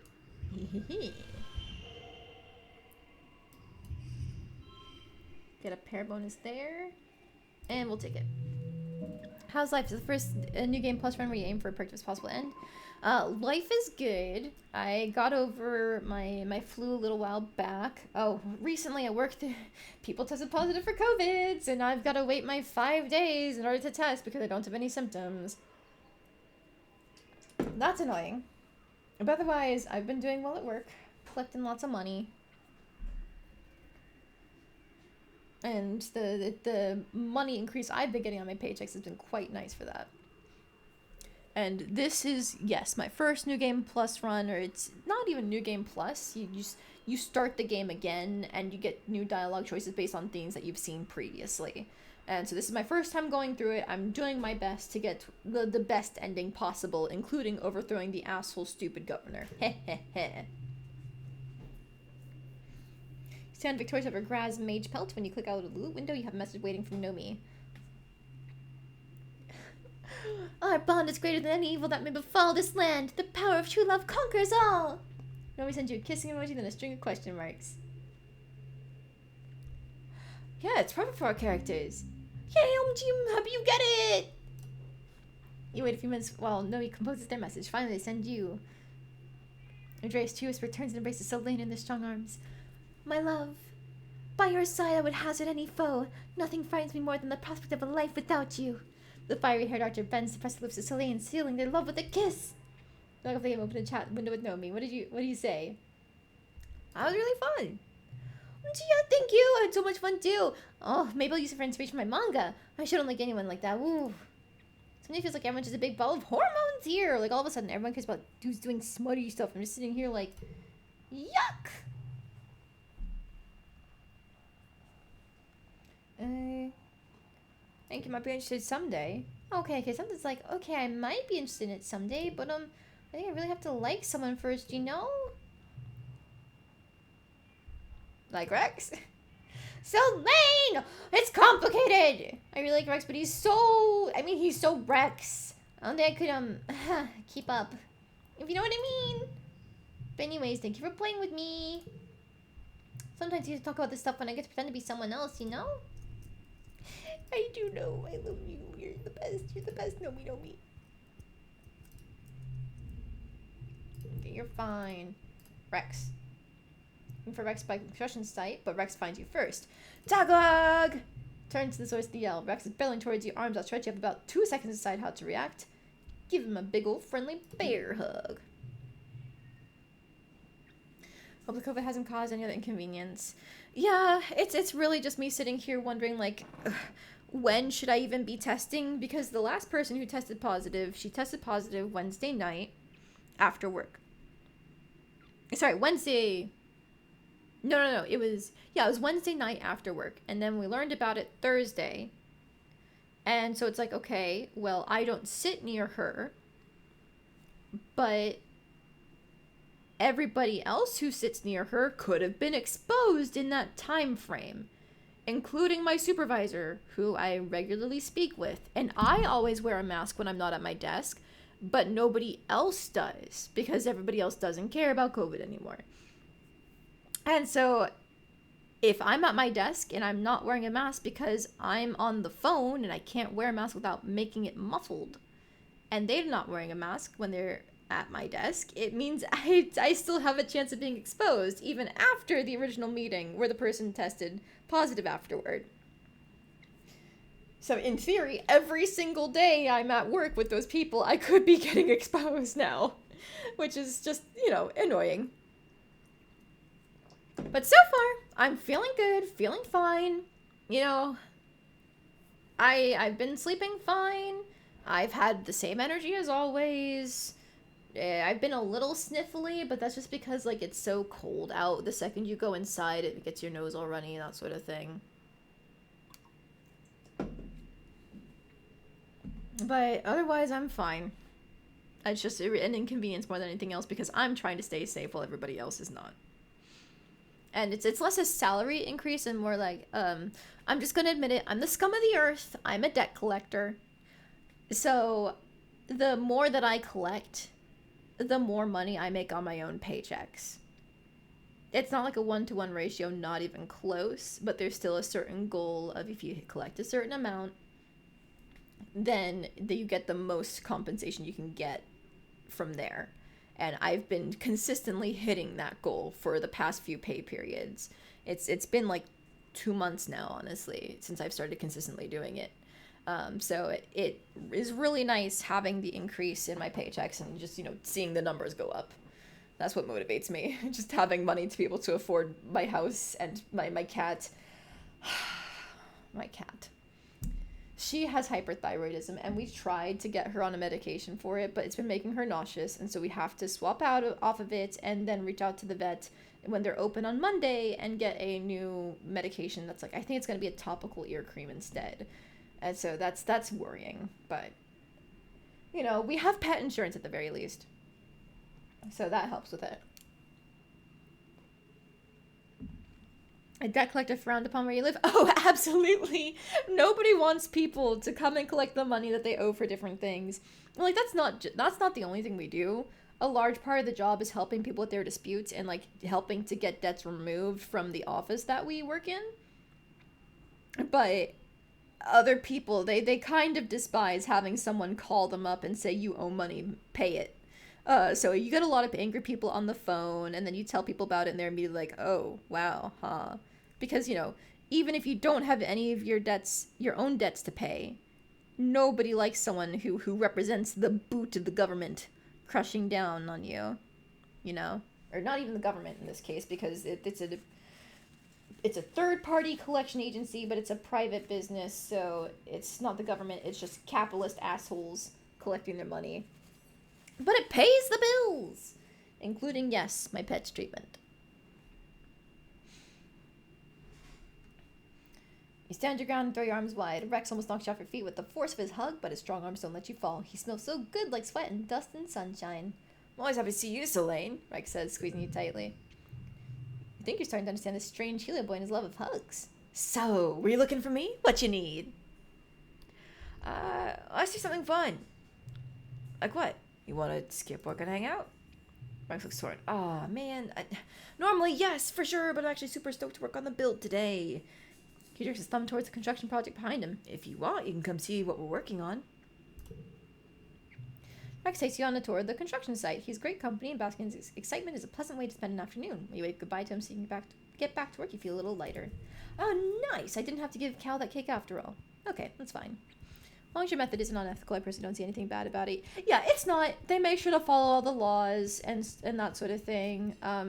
Basically, what my job revolves down into is I call people and I let them know that there's a file we want to speak about, and I go over the details of the file, and here's the information they gave us, here's why they're saying it's due, When can you make payments? How can you make payments? So on and so forth.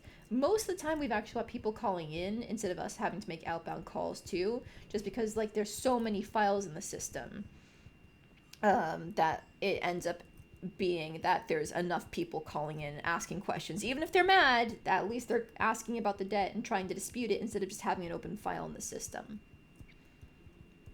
Gotta do the work. Congrats on the increase. Thank you both. It's one of those things where it's like scum of the earth type work for most people, but as long as the bills get paid, I'm fine with it.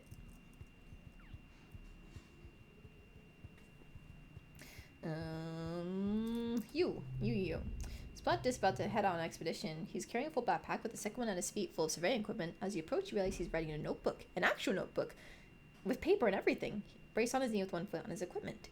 He looks it up as you approach and closes his notebook, slipping it into the jacket pocket over his heart. Oh, hey Selene. Are you coming too? That's cool, maybe we're posted near each other. What are you writing? Just stuff. I like writing on paper. It feels more real, you know? And it's more private than having everything on your holopalm where people could find it. You beg him for more details. Dis huffs through his nose, but he looks amused. Just stuff. How I'm feeling, what the weather is like, what people are doing around the colony. I like observing people. Sometimes I pretend I'm an alien, and I'm studying how people act so I can blend in. Can I see? Dis thinks about this for a second. Okay. He says, taking the notebook out of his pocket. He wraps the elastic that keeps it shut around a section at the back and hands it over. Just don't look at the back half, it's private. Flip through the first half. Like Dis said, it's mostly mundane notes about what's going on in the colony. Who's going where on an expedition, what they're serving at the canteen, a very simple gossip. There are several pages of sketches and what look like diagrams of colony buildings and walls. You're surprised, didn't know Dis could draw. Just give it back. You hand it back and Dis secrets it into a jacket pocket. See? Just like knowing stuff. He stoops to pick up the surveying equipment as Utopia calls for all hands to board the expedition vehicles, and he's gone without another word. Ha, nerd. Okay, so what am I doing from here?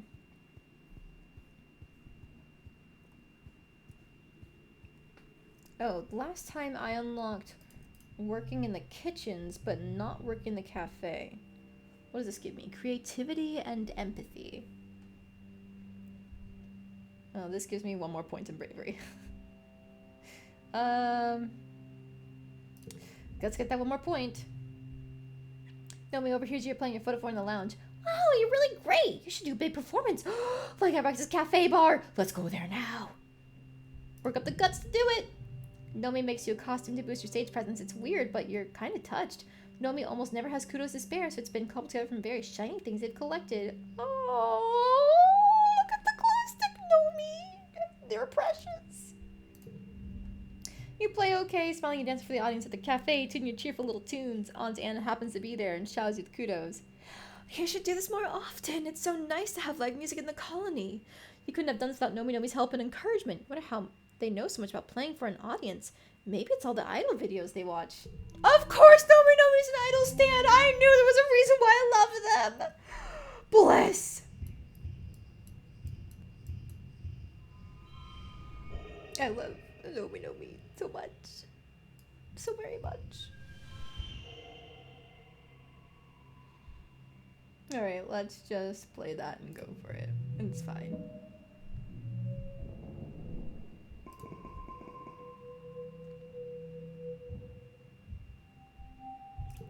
Early dust, it's for Tumnalia.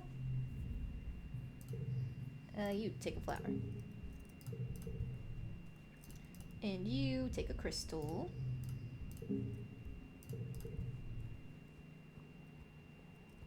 Oh, tangent. Find Tang puzzling over a large hollow screen, making notes on her hollow eye and frowning over them. As you approach, gestures to wipe the screen clean and start again.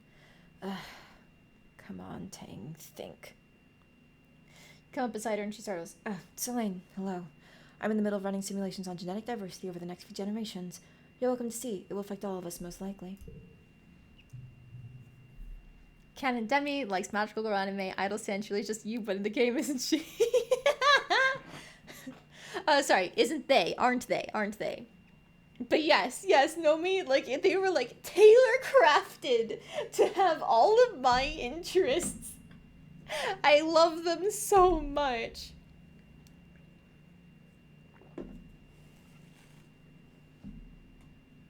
No, it's fine. I was messing up a lot in the beginning too. Slip-ups happen. Tang pulls up the next genogram simulation, a family tree encompassing all the people in the colony, their familial relationships, and genetic conditions. She scrutinizes it with a frown. We have an unusually high amount of hereditary heart disease, no matter how you slice it. Luck of the draw. We lost quite a bit more genetic diversity than the original geneticists of the Vertemna project anticipated, and that's not even counting those unwilling or unable to reproduce. It's possible to steer the ship out of it, so to speak. Take some purposeful breeding choices, at least for 5 to 6 generations. May I verify your data? Tang gives you a curt smile and angles the whole screen towards you. It sounds crude, but the colony will need to accept a certain level of oversight in this matter if we intend to survive, genetically speaking. Artificial insemination of material from Earth donors, even in love matches, for example. You say the genogram until your eyes cross and shake your head. Tang laughs. It's terrifyingly complex, isn't it? Imagine this process happens all the time naturally. Why? Any sweating beast can squirt a child into the dirt. It's all just proteins and luck, but the end result is this. She moves her hand at the massive chart. It's beautiful in a way. On a long enough time scale, we can predict the genetic drift of the species. The face of that, what do family bonds matter? It's not as if sharing genes with someone guaranteed you'll be a strong family unit. Does anyone really like their parents? That sounds a little eugenics-y. You what?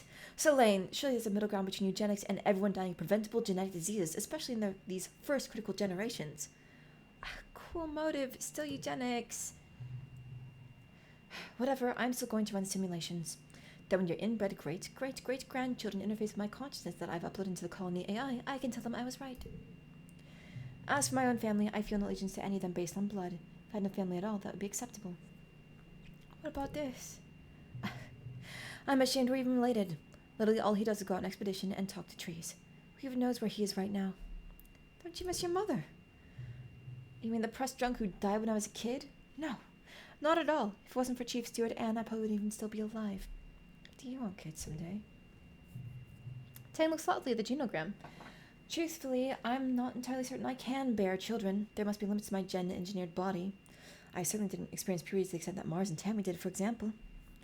Besides, children will only distract me from my work. The chief engineer never had children, after all. I think that's admirable. Tang's gaze flicks over to where Chief Engineer Instance is talking to one of the other lab assistants. In some ways, I'm the child she never had, and she's the mother I wished I did have. We became close when we started my gender affirmation process. It was so obvious then that we were kindred spirits. As I come in for checkups and observation, we talked about science and behind the process.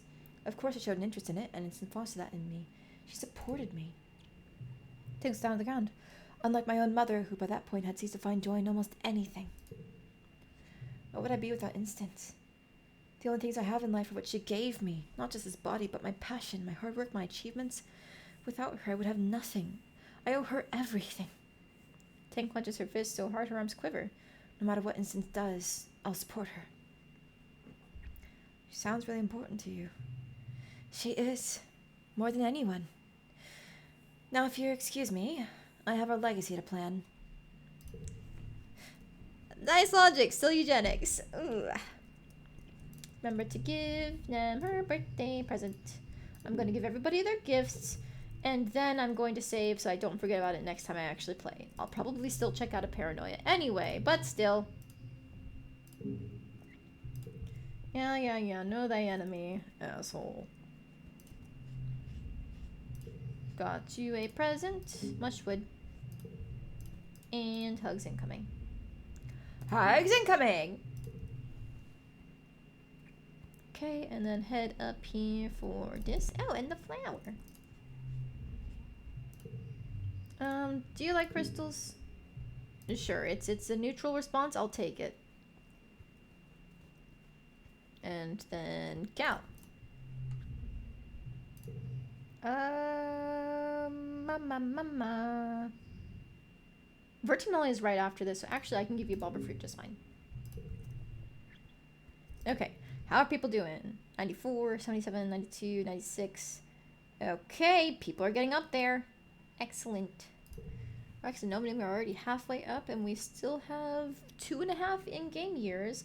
Vase is a little concerning. I'm gonna have to spend a lot of time going to the swamps to get him leveled up, I think. Because it's just, I had so much of a delay in getting the things that he likes, and also reducing his friendship to me because I gave him shit he dislikes. I didn't know he disliked it. In my defense, I may have told him to eat a dick, but I didn't think he'd actually hate it.